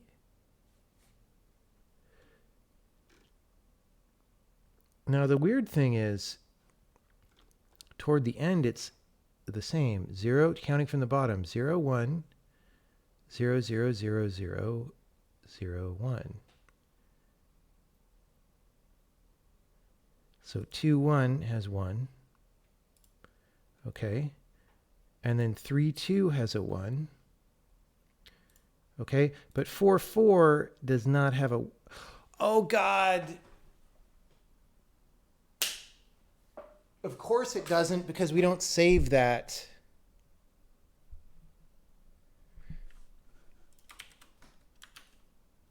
All right. All right, all right, all right. G matrix.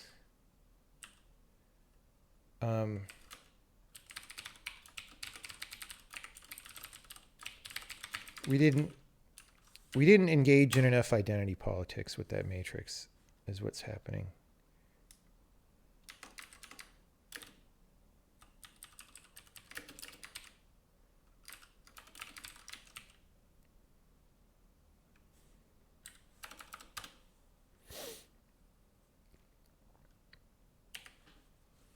See, we were only loading the top rows, and it initializes to 0 not identity. We could actually just set the 4-4. There we go. We have a dude. Wait, because I turned it off again, right? Or no. Stomp. Stomp is not true. Okay, let's make it true. I don't actually want to do this. Let's just set the 4-4. Screw it. Screw it.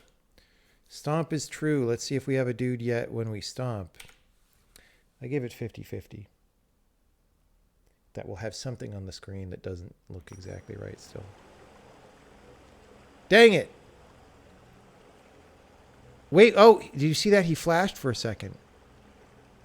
Oh, I told you we would have something. Come on. Come on, where is he? Now he's not flashing, but he was... There was something... There, see? Sometimes you get a little glimpse. Just a little... It's like when you're trying to do an OpenGL program and 1 out of every 20 seconds that your triangle flickers on the screen for 1 frame. And you're like, why? Why?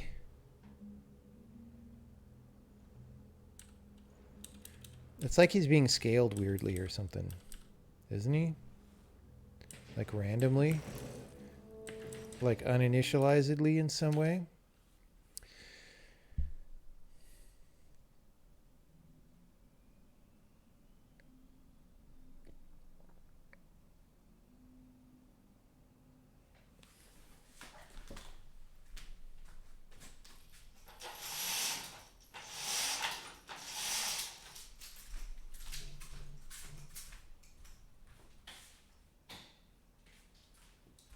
Okay, well, this has turned into a debugging session. And debugging is where productivity goes out the window, unless you can do it fast. I don't know what data is wrong. It is unlikely to be any of this top-level data.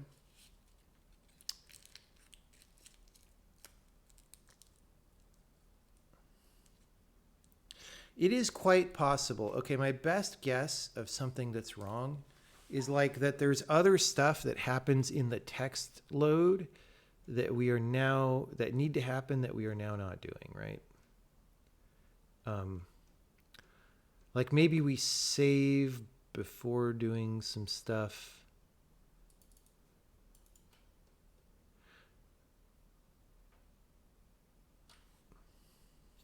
Oh, but then we should just fall through and do it anyway here.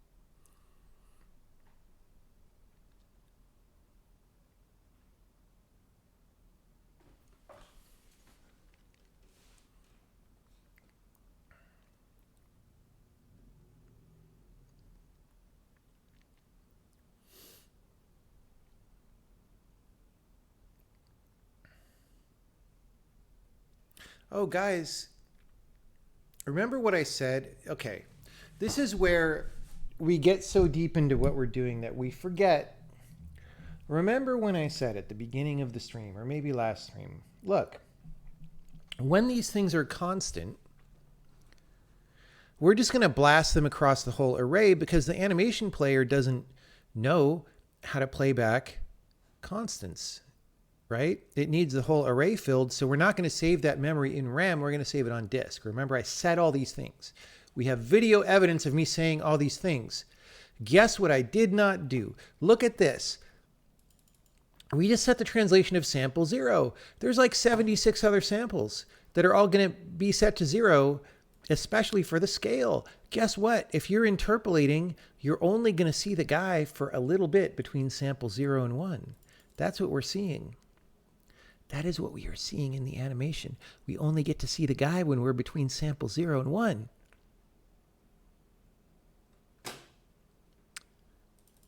Yes. Yes. Do you get it?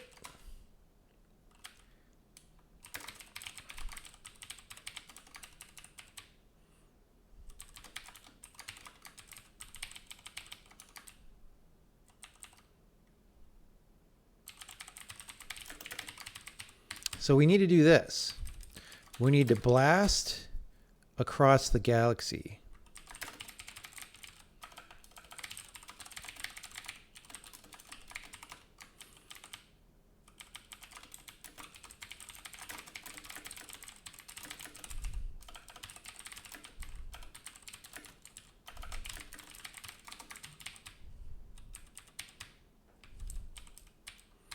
Okay, do you get what I'm saying here?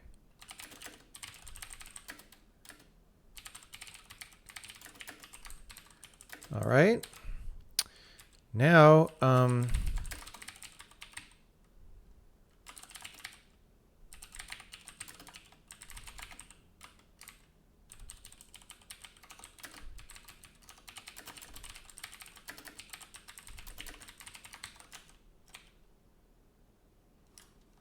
whoops, it's not orientation, it's quaternion.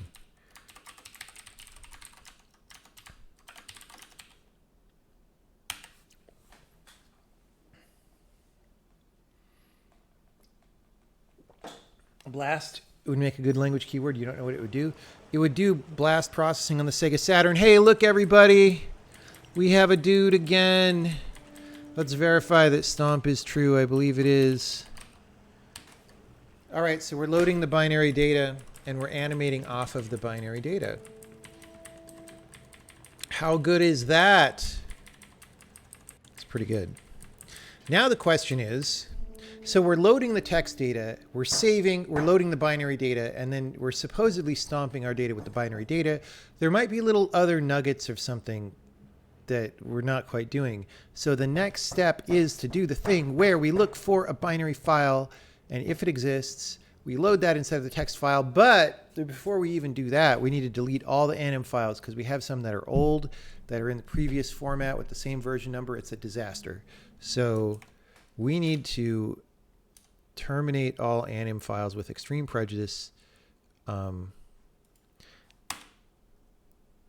Maybe this actually works. I hit delete. Does Windows awful? Does it do it? Delete. Cannot find this item. Okay, it just doesn't update this. Okay, we somehow didn't get them all. Delete. Okay, and then we do this again. F5. Like what even is going on?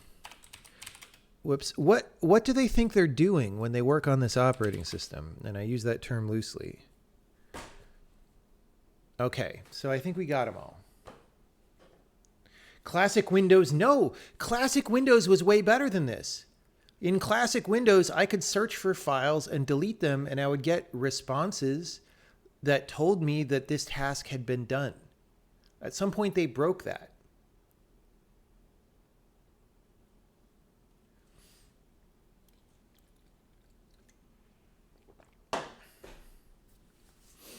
Okay.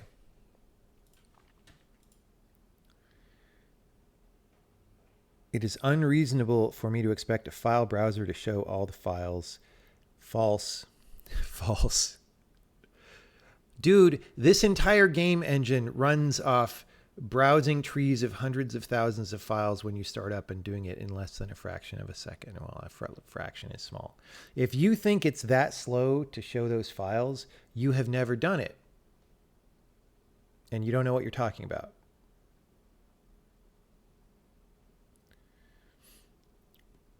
There are lots of files, to be fair. In this folder, there's like a couple 100,000 files. It doesn't take that long to walk a couple 100,000 files in Windows. It simply doesn't. Try it. Pretty sure he was being sarcastic. Well, maybe.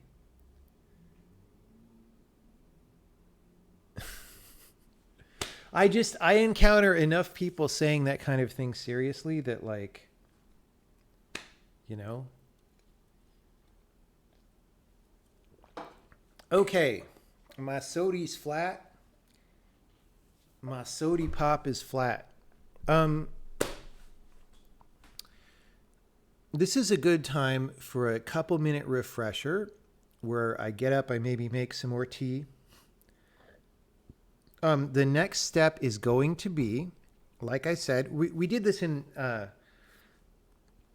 the light map stream that was like not really an official stream, but where we check 2 file extensions and like get the one that we like, right?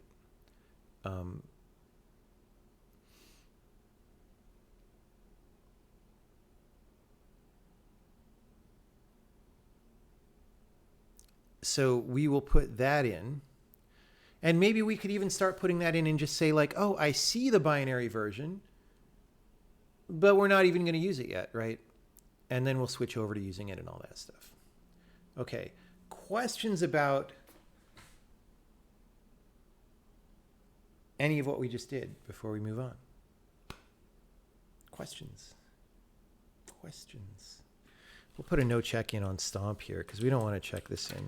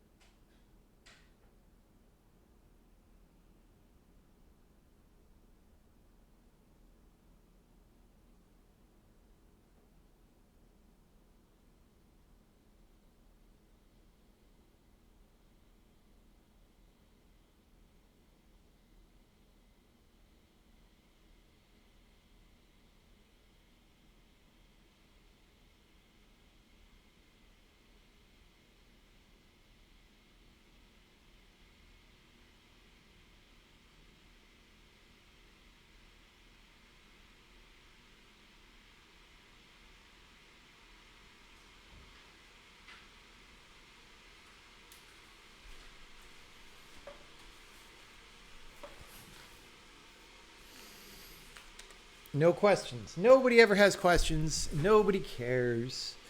Nobody ever wants to do animation. While the tea's heating up, could you use a meta program to ensure compatibility between file format versions changes? I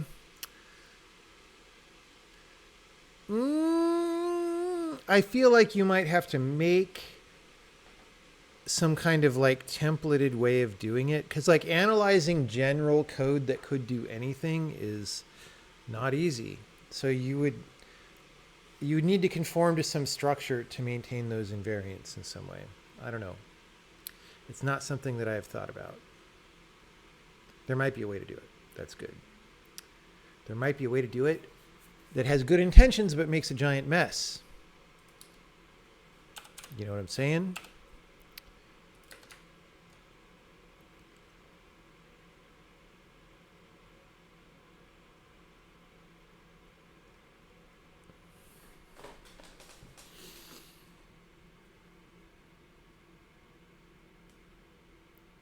What do I use no check-in for? It's to prevent me from checking in that code.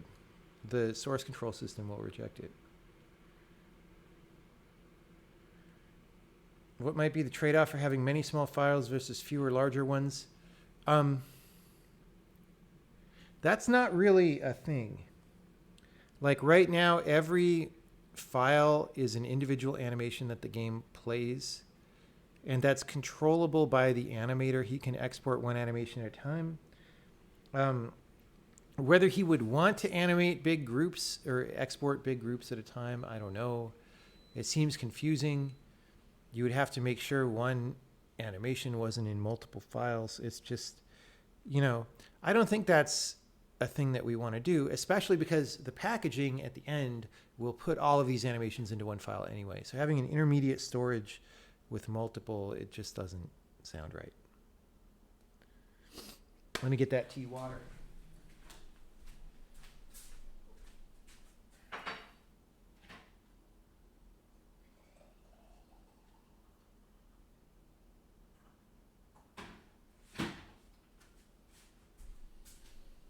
Okay. So now the question is, where do we do this thing where we look for both files? If we go back to the catalog that we were in a bit ago, right? So here we say reload asset, and see, it kind of knows the full path.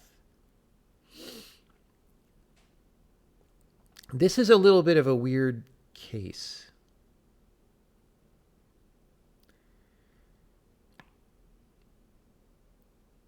This is a little bit of a weird case.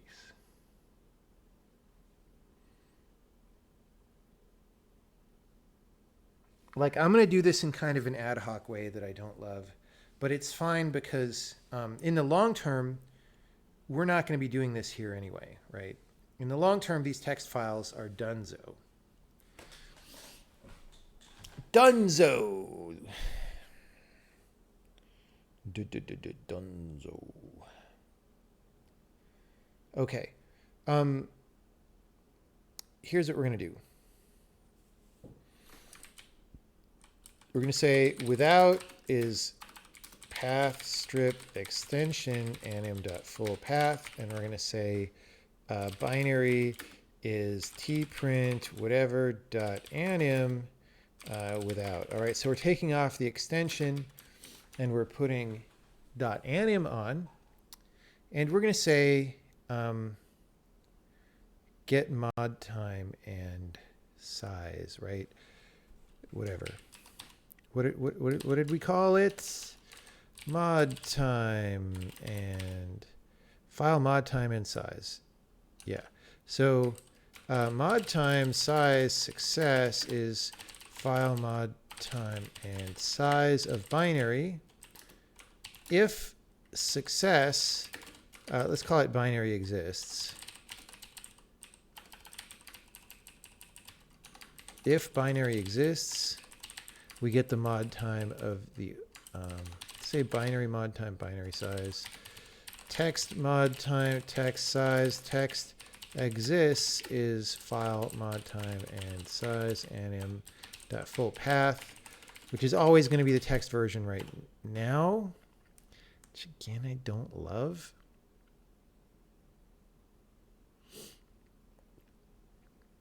Actually, we could have, see, because I want to be able to run packaged. Let's do this. Does path strip extension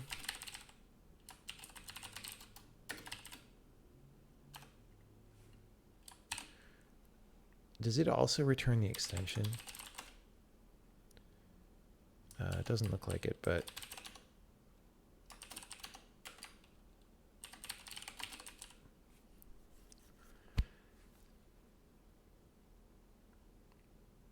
we probably should. Anyway, for now, I'm not going to do it. Okay, so extension is path extension anim full path, right? If extension is equal to keyframed animation, right? Then we do all this stuff. If we end up here later with the binary format, when we're running packaged, we won't do any of this, which is good. Okay, if the extension is keyframed animation, we strip it, we put an anim on there. Is that, if that exists, we see if this exists, okay? If text exists, well, if there's no text, right, which is weird. If there's no text, that should really be an error.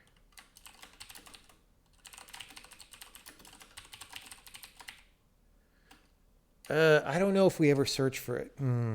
Let's just do this. Let's just say in the case where they both exist, because we'll fall back to normal handling otherwise. Then if binary mod time is greater than or equal to text mod time, log Cowabunga, we can use the binary animation for whatever.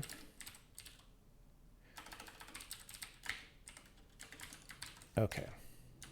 And we're not actually going to do it yet. We're just going to detect this, right?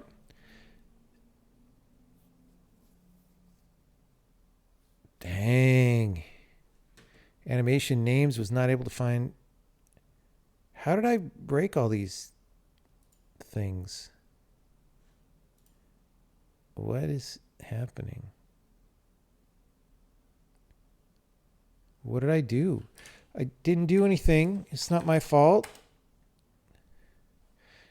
How are the animation graphs messed up? Like, what's even happening right now? Dude, this is nutty. What is going on? Get Excel time? The guy doesn't exist?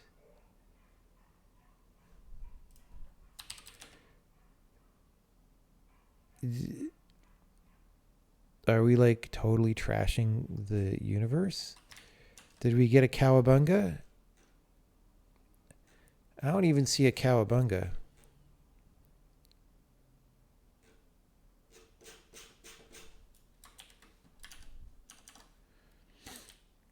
Hold on. What even is when you see something like that? It's like, okay, I don't know what is happening.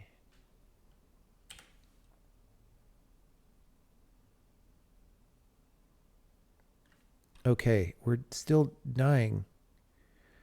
What did I just do? By the way, I've said I should check in like 7 times, and I never did. Okay, hold on. What did I do last in sampled animation? I changed some things. I changed stomp. Maybe stomp is doing bad things.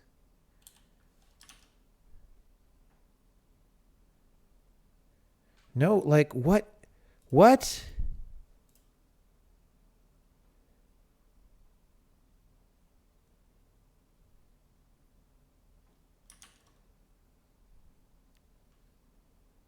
I deleted the Anim files. Ah, yes. Okay. They should not be necessary. That is a good point, though. I did delete the Anim files. I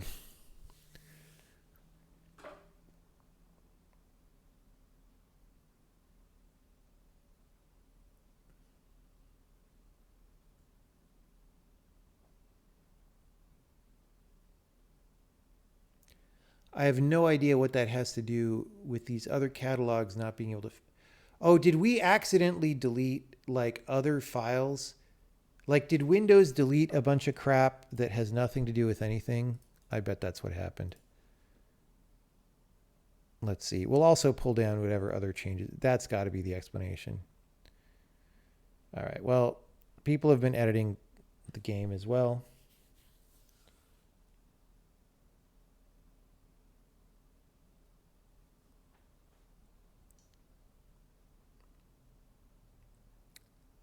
So we could look through here to see. Of course, now maybe I pulled down other changes that'll break things, but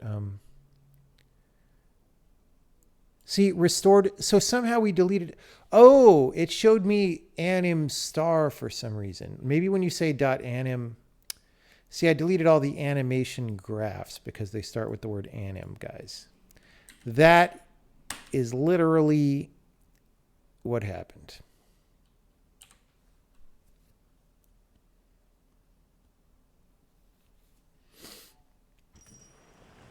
We should do a hard exit when those happen. All right. So we're not going to turn stomp back on because we don't want to stomp anymore, I don't think. Stomping was a test. So now we're doing cowabunga-oriented programming. Cowabunga! We can use the binary animation for this. We can use the binary animation for ambient bird. Now, I want to go to warrior active idle. 01.keyframed animation. I'm going to make it newer, right? So we do not want to see a cowabunga for this next time. If we see one for the bird, screw that. Who cares, right? But we're going to run again. I don't want to see that cowabunga.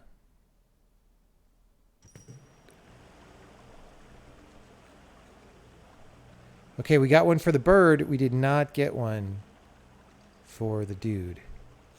Okay, but now it should have rewritten a new binary. So if I run it again, we'll get it for the bird and the dude.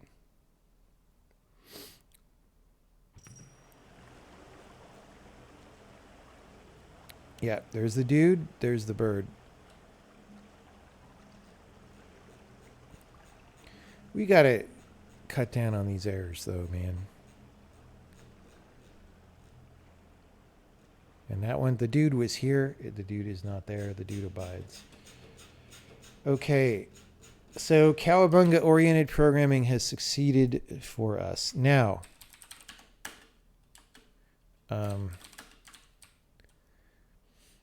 in this case, we will say load binary animation, right? Now, again, there's the possibility that we're going to be missing something, right?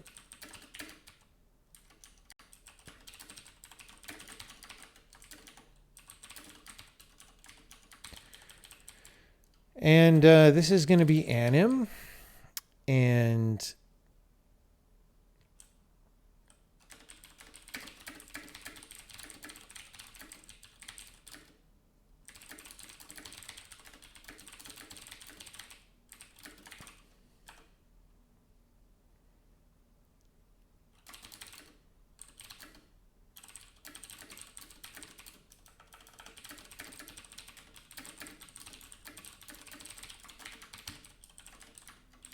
okay. So we will get to delete this eventually. So this is not other, this is Anim. And what do we do down here?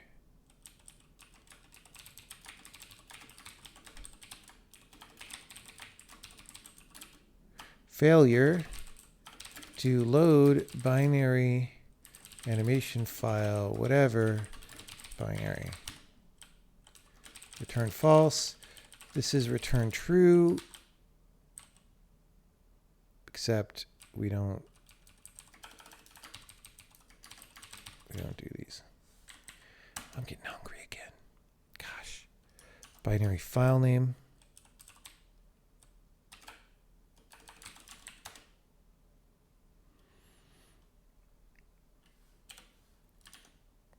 Oh, did I delete the cowabunga? I should have left it in. We can put it in a new place where we actually load.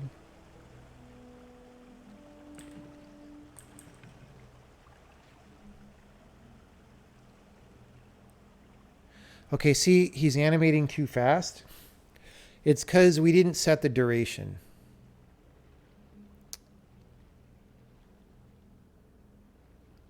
Like, I forgot to move that part. Because that's not saved in the file, but the system uses it. See, he's kind of shimmying. All right, let's fix that. So the duration stuff is down here. Let's just put all that in supplement.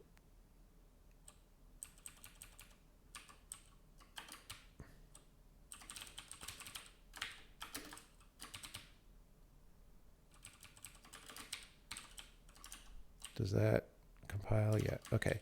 So, and let's put the cowabunga back here. Log cowabunga. Do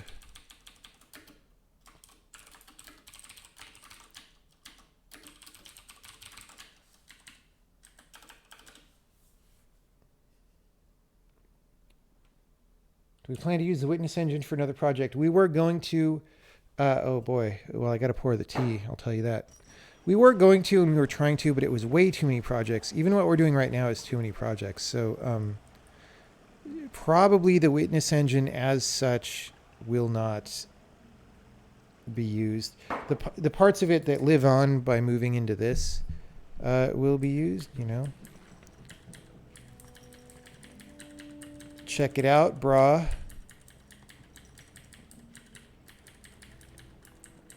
Now the other thing we can do is when we build the manifest,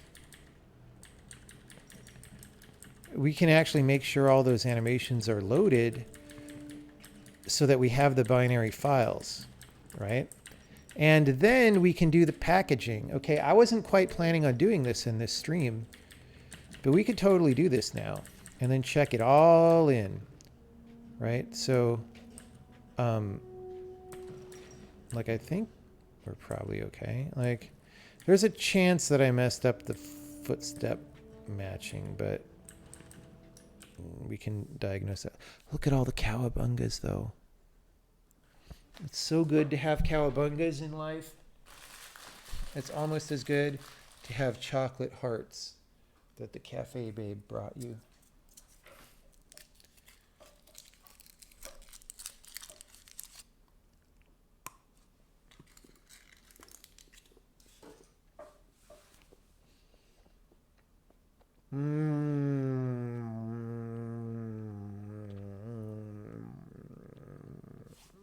Okay.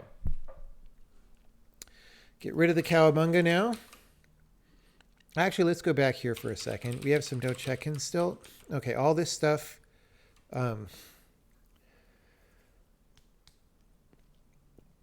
I feel like we should move this out to here because it's sort of a better place for it.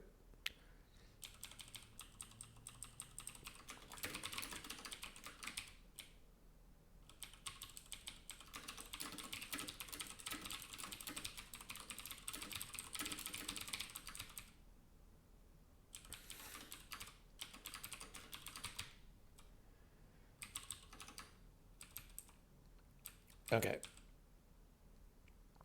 So we just don't do the stomp, though.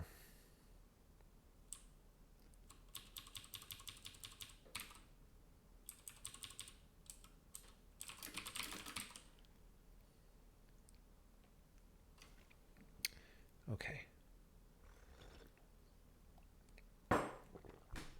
All right. Now, in the package program... Oh, wait, hold on. Are we more no check-ins? Oh, yeah. This part. We don't want to leak this because these could be big if you are working for a long time. So we're going to say anim or result dot development file to free equals file data. If free result development file to free. All right. Also, when we de-init, we'll do this. We'll set it to null just for kicks.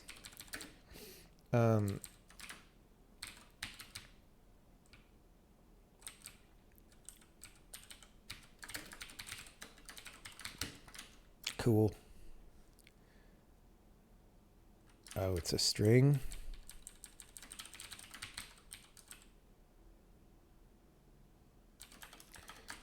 That's fine.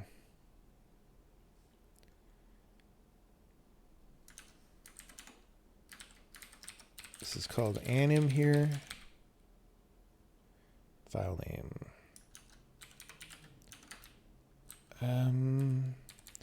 Anim dot full path. Great. Okay. Now we're going to just get ahead of ourselves here. So in the package thing, we're going to say that we are packaging. We're not packaging keyframed animation. We are packaging Anim. Now we're not going to actually put these into a package yet. I want to check in while we're still running these with loose files, but I do want to be able to make an exported build with these with loose files. And I think it will cut down the size of all our things. Now the problem is, let's get the game to run all these into binary.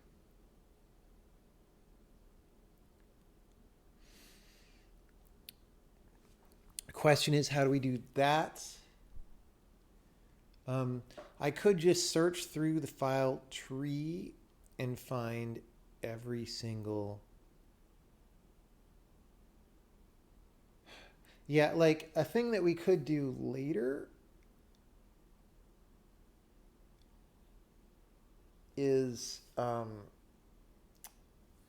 try to introspect on our animation graphs and figure out which animations play, or maybe our animation names file.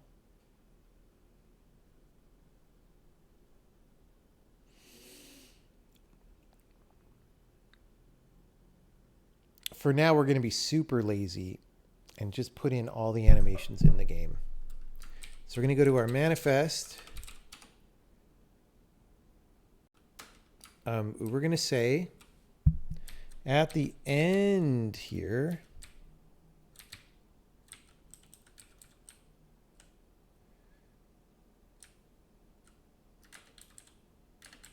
for every animation, make sure a .anim file is generated just by looking it up in the longer term. Do something to pick only the things we want. Okay. Anim visit is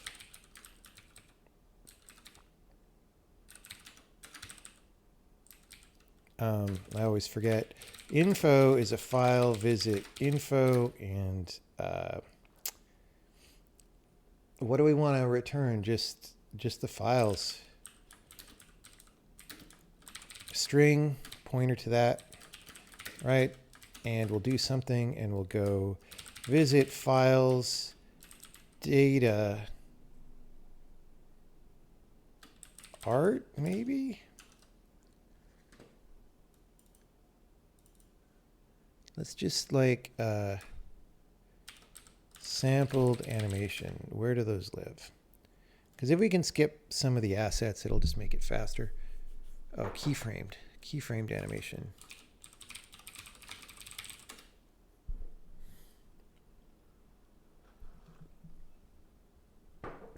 Okay, these are all in, oh, it doesn't tell me that. Oh yeah, it does. Data, art, animation. If they're all in the animation folder, we'll just use that to constrain the search. And if that causes us to miss things, then I'm sad. All right, so data, art, animation, right? And true, and animation files, animation assets is an array of string, and that's going to use temporary allocator.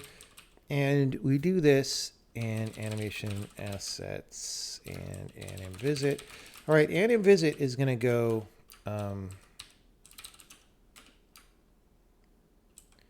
hold on. Path decomp, our friend path decomp. Path base name extension is path decomp info.full name. All right.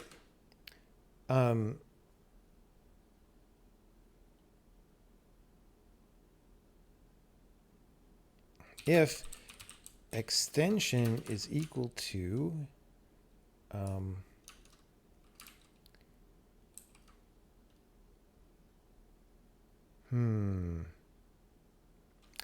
I kind of want to lowercase this to be paranoid, right?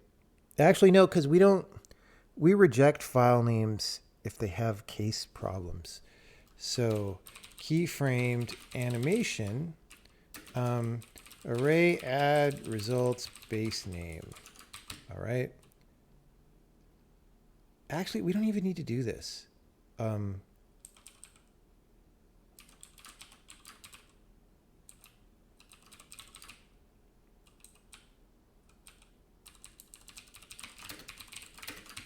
We don't even need to do this because we just say find animation catalog base name. Look this sucker up. Okay, so after we frickin' run that, we should have a lot of stuff. Now, let's cowabunga this. Just so we can see.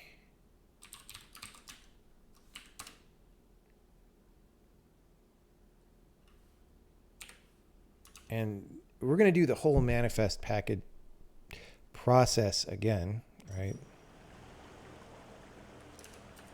This is going to take a little bit of time, especially it's a debug build that we made, so take even more. Couple minutes maybe. Of course, I put that part at the end, so GG's. Could have put it at the beginning.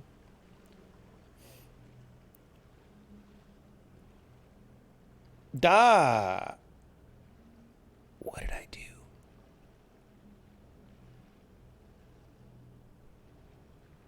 All light map data for manager a whiz out of water. Okay, this is one of, because we updated the levels, all right? And this is new. Okay, this is important because this is a crash that other people on the team could have.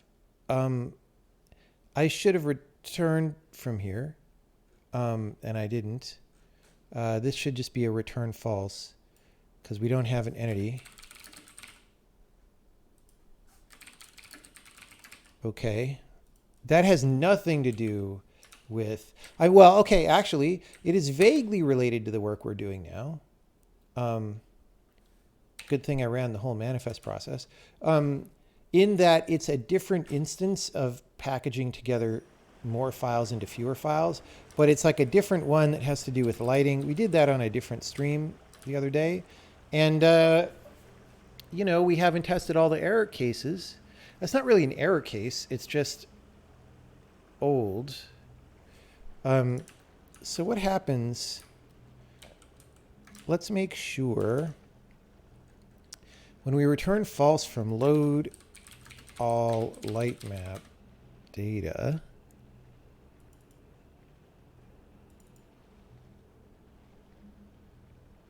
okay, here we just can't fail. That's the packaged option. If all is newest, okay, we need to check that. That's very, dude, sometimes I think I'm a careful programmer sometimes, and then I do crap like this. So we want to fall through, otherwise fall through and recompute. We can fail if entity IDs in the level change, which happens all the time. Which means we don't want to log an error, actually.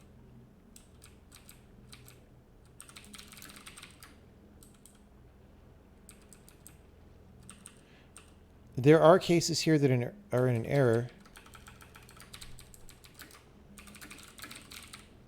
We will rebuild. That is not an error.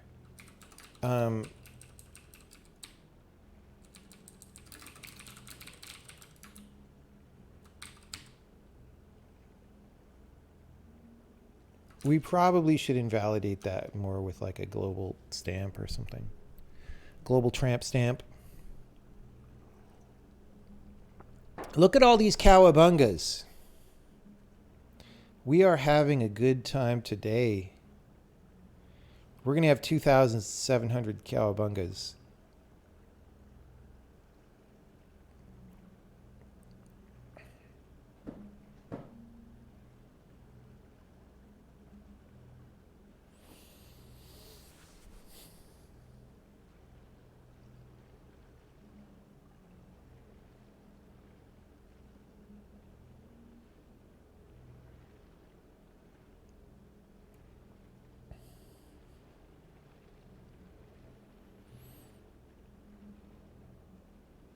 Yeah, it's unclear how many of these animations we are currently using. The animator was going to look at that this week, and we might trim some down. Okay, we got a manifest out of it, and we supposedly, how do I say star.anim with nothing after, right? Is there even a way to do that in Windows?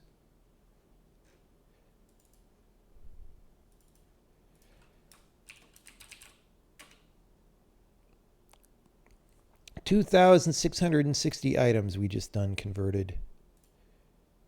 Now, actually, here's a thing that we can do. We can see what the total size is of all the files, right? So run tree data animation or art animation. Let's go star.keyframed animation, right? And we'll select all and properties these. And that's going to take like 27 minutes to come up. Okay, it's 2 gigabytes, guys. 2 gigabytes, 2.24. All right, what about star.anim?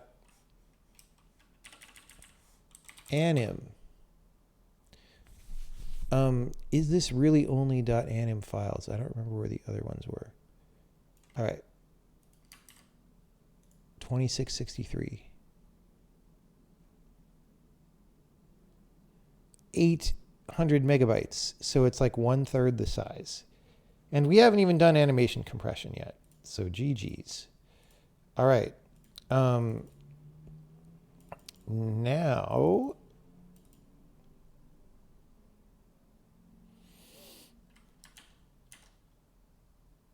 we've got a new manifest that probably isn't that different from the old one, but we'll just get it. We go here. This manifest is like all the files that we're supposedly packing up. It's a little bit informal and not used for everything because this packaging process is new. All right. I don't remember the last time I changed the packager, so we'll just compile it again and we'll run it.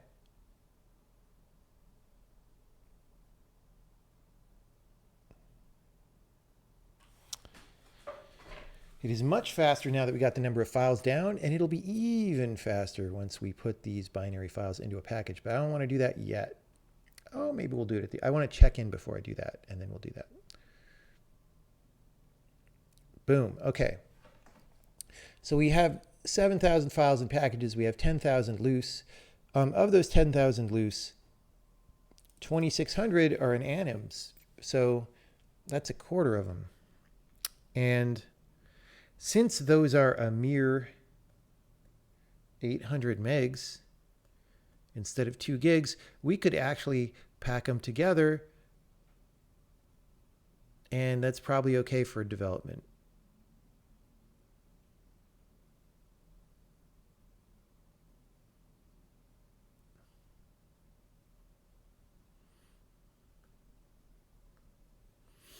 Okay.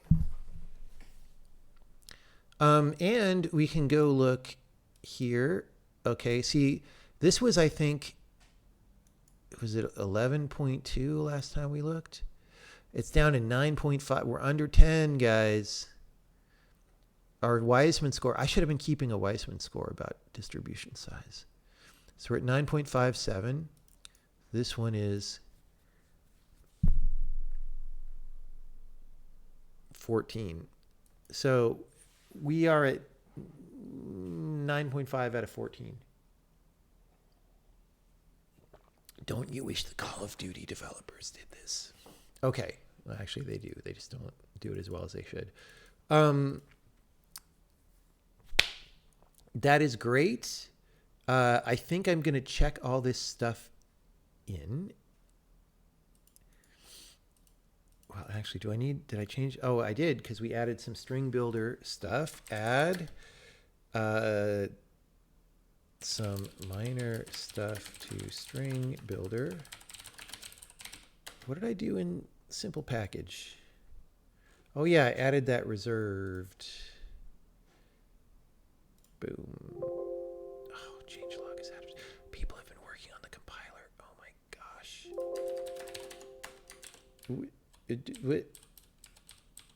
Oh, bindings generator. Bindings generator, good action. I was maybe going to use bindings generator for something scary soon. So it's good. We might have to deliver value to the people tonight. You know what I'm saying? Value might have to happen.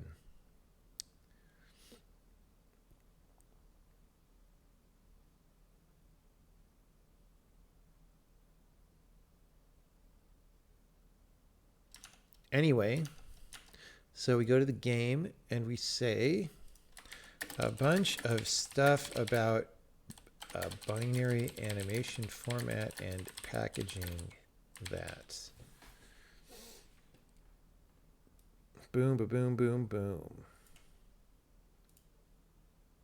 Oh shoot, I accidentally checked in this level that I didn't want to check in, but that's fine. Oh, no check in on manifest. Okay, well, that means I didn't check in the level. Oh, the cowabunga.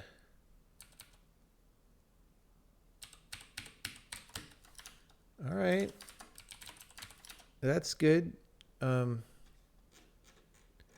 Let's not do this level for now.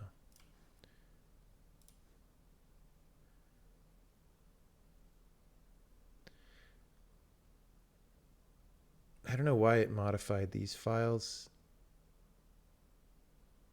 Like whatever. Okay, anyway.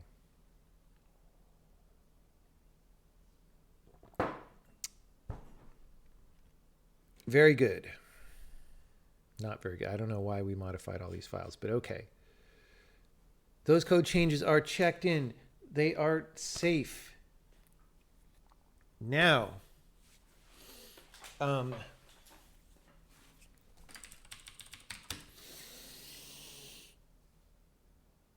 let's try packaging.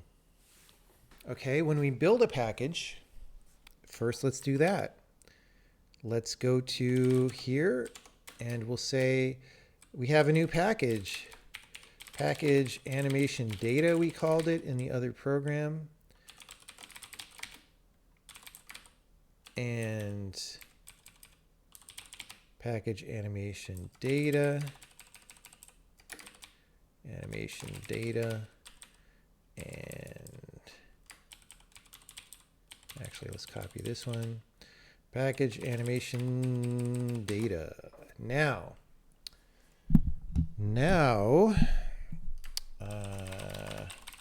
we need to put the things in. This is getting very messy.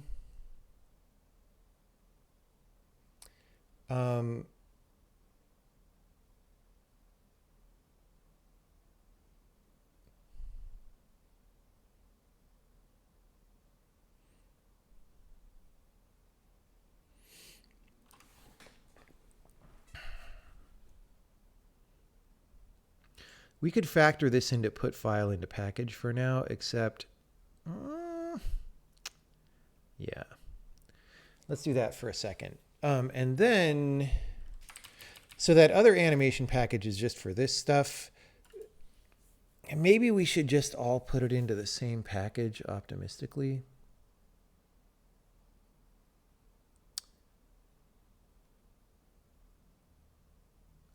Let's do that.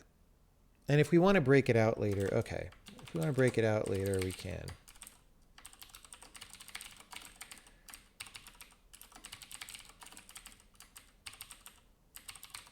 Getting rid of that. Okay, so then I don't have to clean this up anymore yet. We'll clean it up later. It's just not relevant.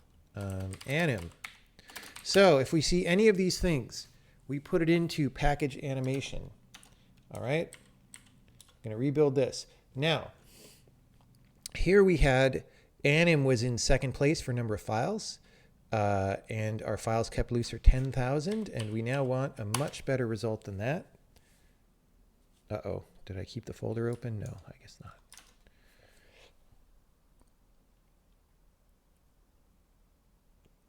Do I feel more productive in the morning or evenings? It depends. I often can be pretty good in the mornings.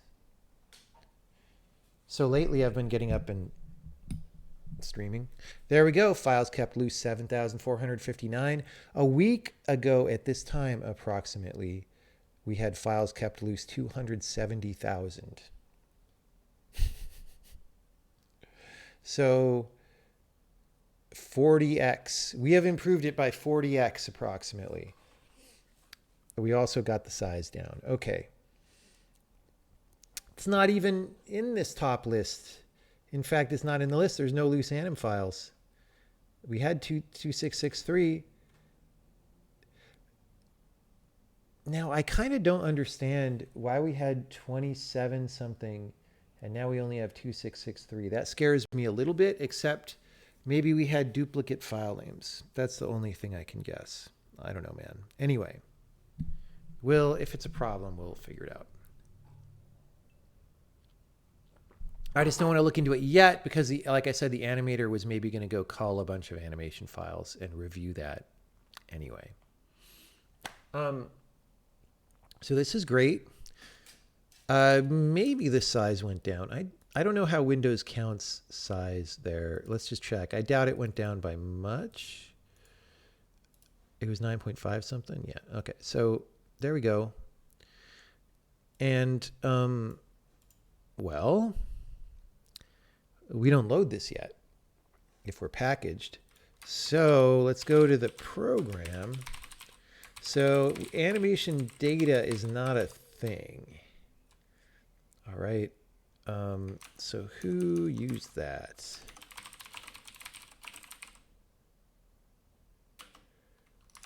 Oh, actually, also, when we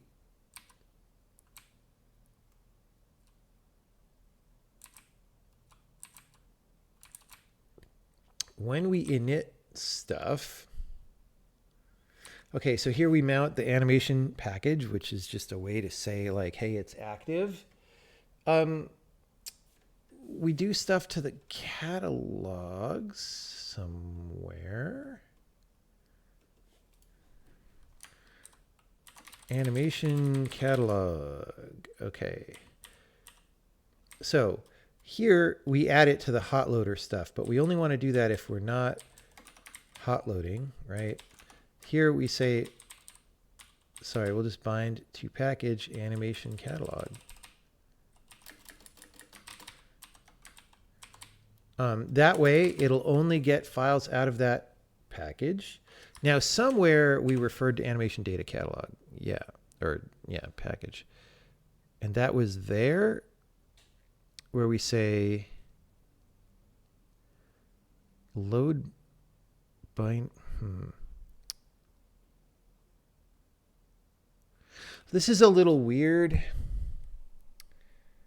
because it's redundant.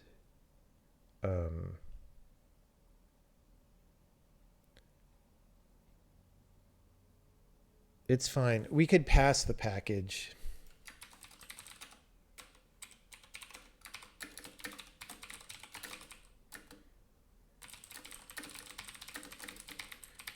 Not going to worry about that yet. The reason it's weird is because the catalog calls this, and the catalog has a specific package attached to it. I don't know. We'll work that out. It's a new thing. Okay. Let me think about this. So theoretically, okay, firstly, let's make sure that we don't die if I just run in development mode, that we didn't change anything critical. So here we should still be loading the individual binary anims off disk, etc. Okay. Now,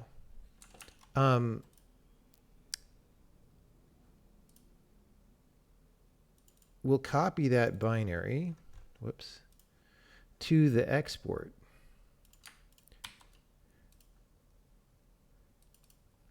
That we just made that has the package, right? So here we have animation.package and it's 800 megs. So you know it's got all the animation data.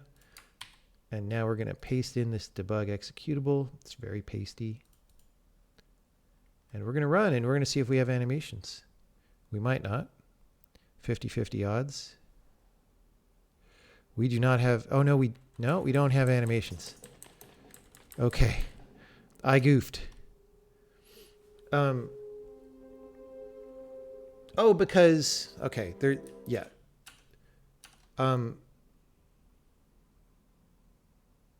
Because we didn't add the extension. Okay.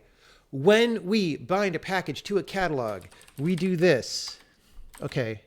We do this. Bind a package. We go over all the entries in the package and see if the catalog supports that extension. We never told this catalog about the .anim extension. And we only want to do that if we're running packaged, because otherwise it'll like not prioritize the text one correctly. It's fine because we'll get rid of the text one eventually. But animation catalog, right? Extensions. And then let's make sure that when we init this is after we have startup variables. Yeah, it is, I think.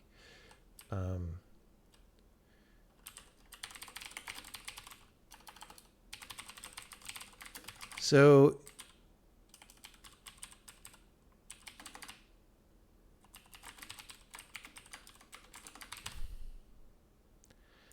I don't know why this extension is here. That doesn't seem right to me based on how things are being handled, but okay.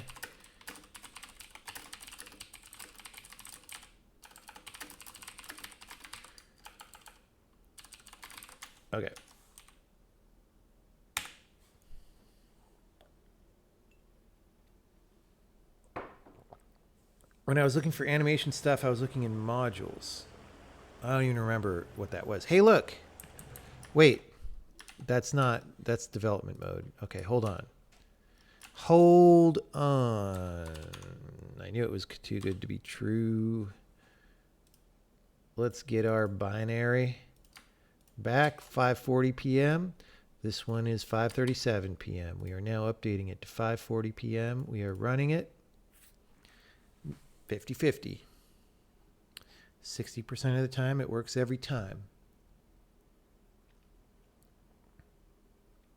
Dang it.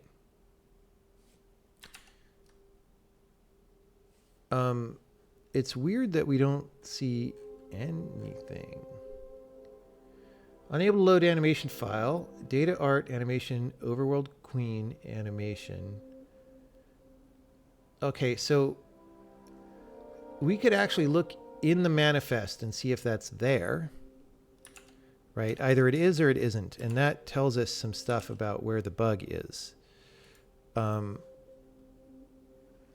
in the manifest, in the package. Animation.package, right? Even though this is a binary file, it's got strings in it. Don't forget that. Binary files have strings in them. So animation over world queen. Oh, Emacs is being slow. It's just completely locked up on me right now. Fuck this program, dude. Overworld queen. Animation. Queen active idle 01.anim. It's right there. It is right there.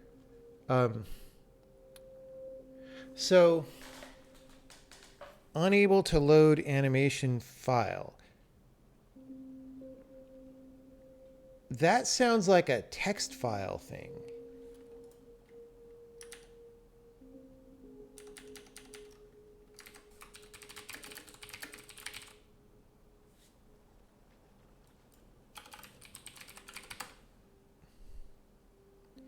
Yeah.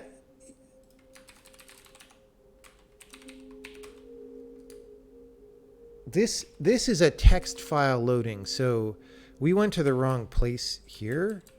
So reload asset.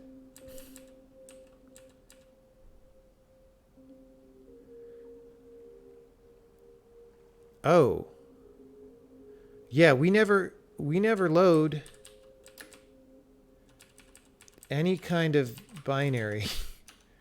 So this whole path is going to get deleted, like I was saying, right? So, okay, here's what we do. Else, if extension is Anim, which is our new thing,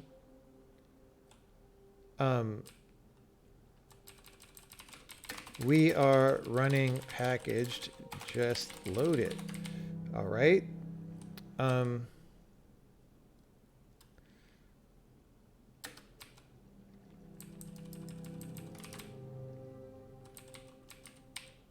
Boom.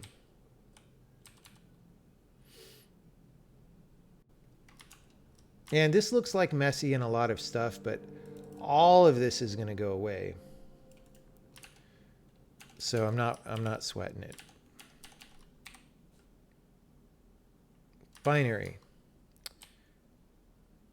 I'm just going to, I'm just copying it, dude. I literally don't care because we're going to delete it. So now we're running in development mode again. This is not packaged. I just want to make sure that I didn't do anything wrong. Probably didn't, because this is an if statement that comes after it. Okay, so that's great.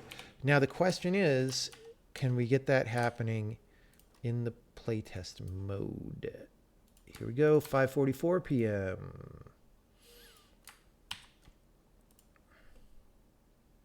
Just think about how much our iteration would slow down if we had to wait 3 minutes per compile or whatever some of these languages take for 200,000 line projects.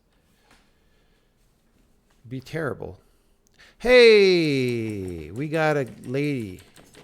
It's kind of slow, but that's because I built the x64 output.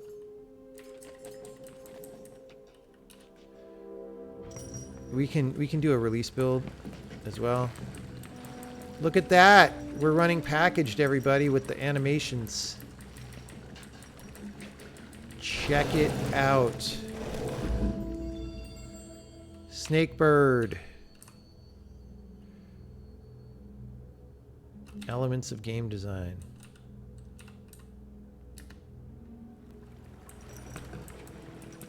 All right, well, GG's. Like, that's more than I thought maybe we would get done today. And we've done 2 streams. And it's good, so... yeah, I didn't expect to get all that done today. But we got it, so that's great. Let's just make a release build and Benny test it. Just because it's a little bit of responsibility, right? Anyone have questions about this? About all the things we did today?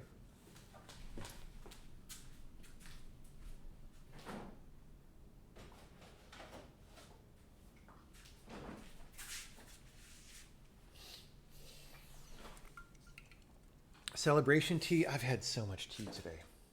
I'm having a Celebration Waterloo Grape Black Cherry.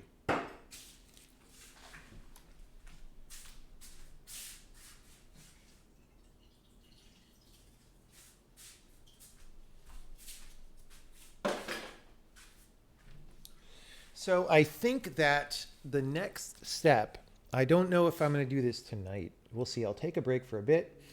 The next step stream will be trying to run more from the data in the package, right? Like I said, we're blowing this up in memory as we load each animation, because, for example, those constants get expanded to a whole array, and that is no bueno. So the next step would be to get our animation playback to look at those flags that we added and to do some good stuff there. You missed most of today. Well, there are videos that you'll be able to watch, because computers and the future.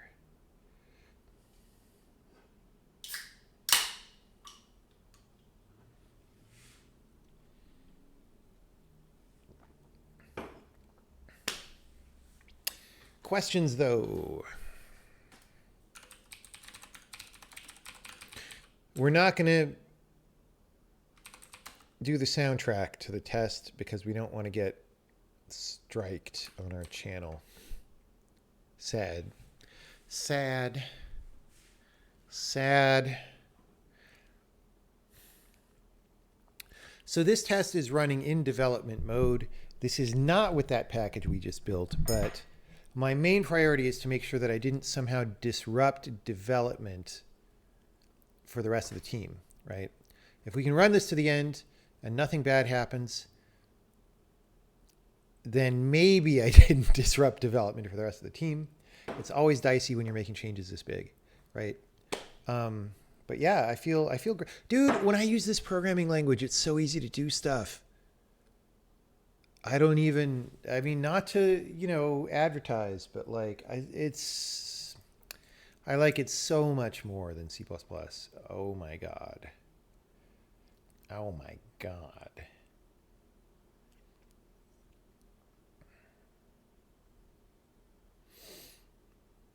So much more.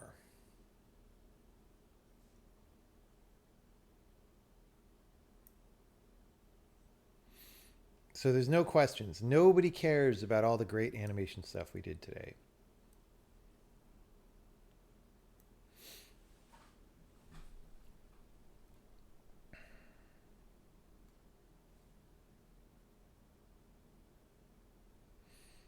Very sad. How are you going to succeed in the game industry if you don't care about all the great animation stuff we did?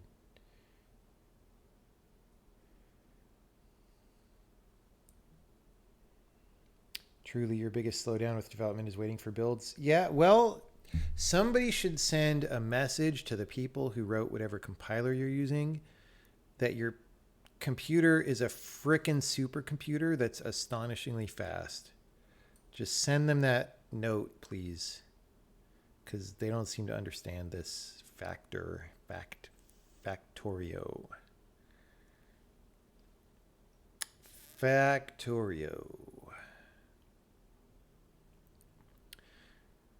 All right, since nobody has intelligent, wonderful questions, I'm just going to end the YouTube stream here because that's recording, and then we'll just hang out and chat until this is done. Thank you, people watching on YouTube, for hanging out. We'll do a part 3 at least, probably, maybe more after that. So part 3 would be like at least the memory thing and maybe doing more rearranging of what's in the structure. And then part 4 might be peeking into animation compression a little bit and seeing what we can do there. Actually, though, before we do that, no. So part 3 might be using the memory better. Part 4 is probably, and we may not put this on YouTube because it's going to be gnarly and gross, rewriting the exporter. Because A, the old exporters in C++,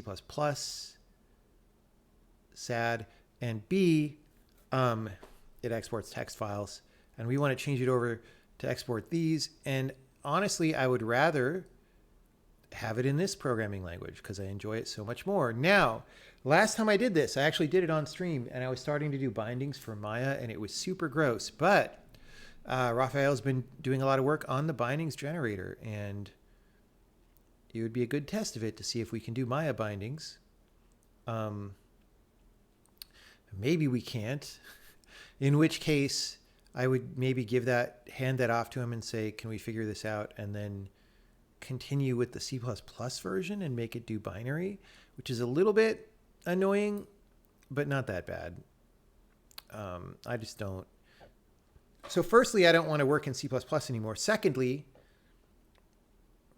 it's good to not have the tool chain of this game be in multiple languages if possible, right?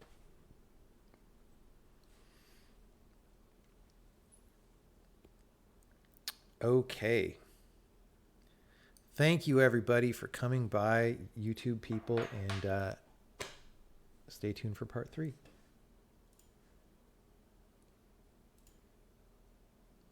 Okay, that's the end of the recording, but we're still streaming. Now we have lamp power.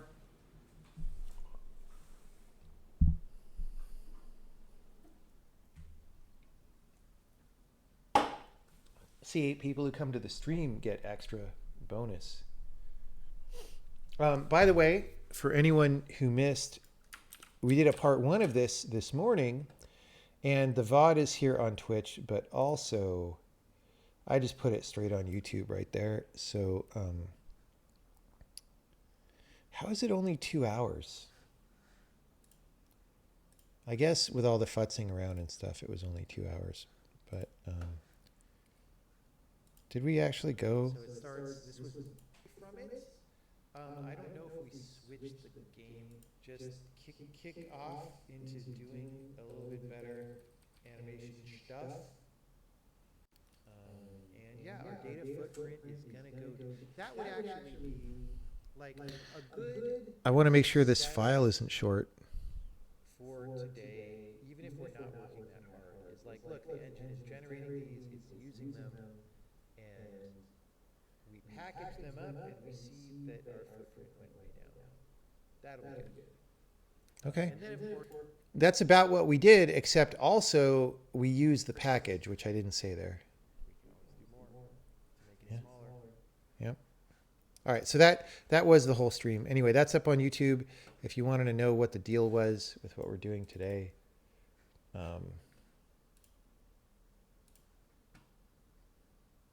Also on Twitch VOD.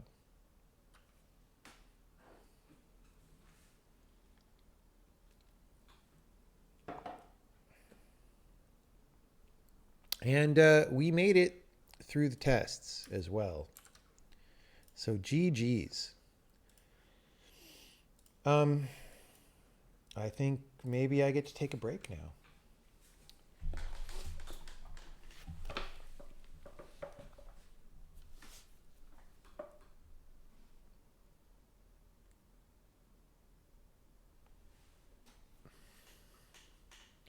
Played anything good recently? No. Nope. Nope. Who cowabunga'd better? Dude, Bart Simpson's cowabungas are way better. Are you kidding me?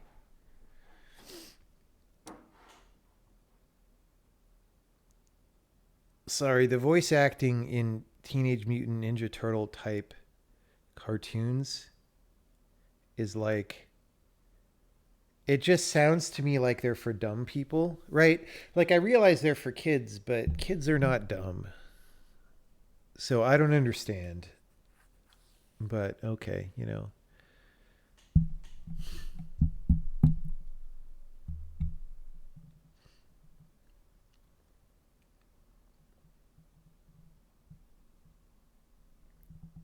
Do we plan to do unit tests? No, because unit tests are garbage.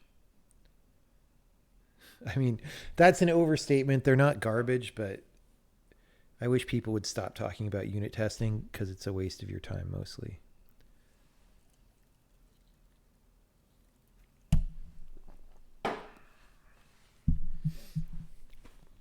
Have I played Tarkov with VoIP? I have not played this wipe at all, except to log in to get my free drops of a shovel and some water and a pistol, I think. I got awesome drops, dude. Dude, you guys are raiding. We're about to sign off. We are done here for now. I was going to read a book for a little bit and then maybe stream again later.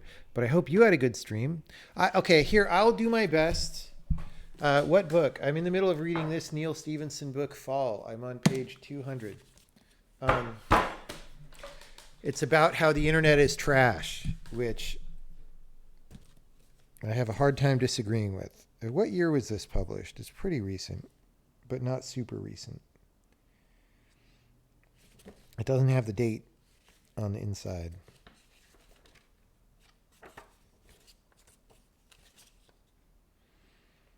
(2019).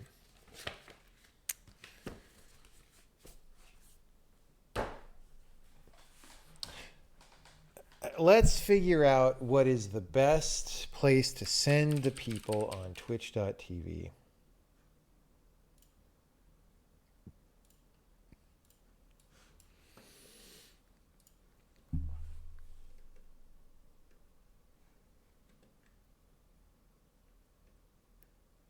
We're looking for people we don't usually raid, who are doing interesting things. Preferably video game programming, but sometimes we do other stuff.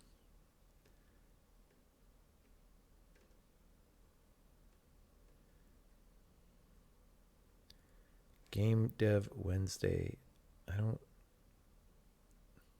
Incubation engineer. That sounds like working on prototypes and stuff.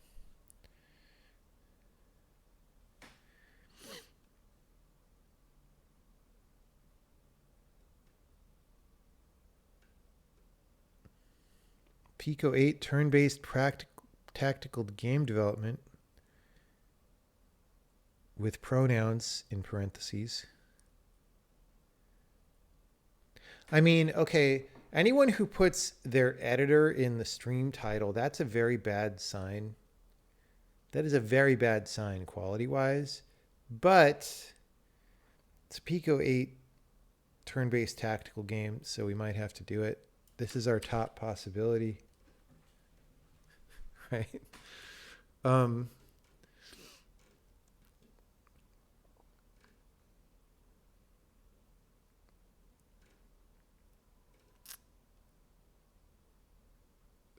Tiny orb. Making a Mamorpaga in 35 days. That's going to be interesting. Leet code playing games. All right. We're going to send you off. Be good and supportive, and we'll see what this dude's working on the Pico 8. Thanks a lot, and have a good evening, everyone.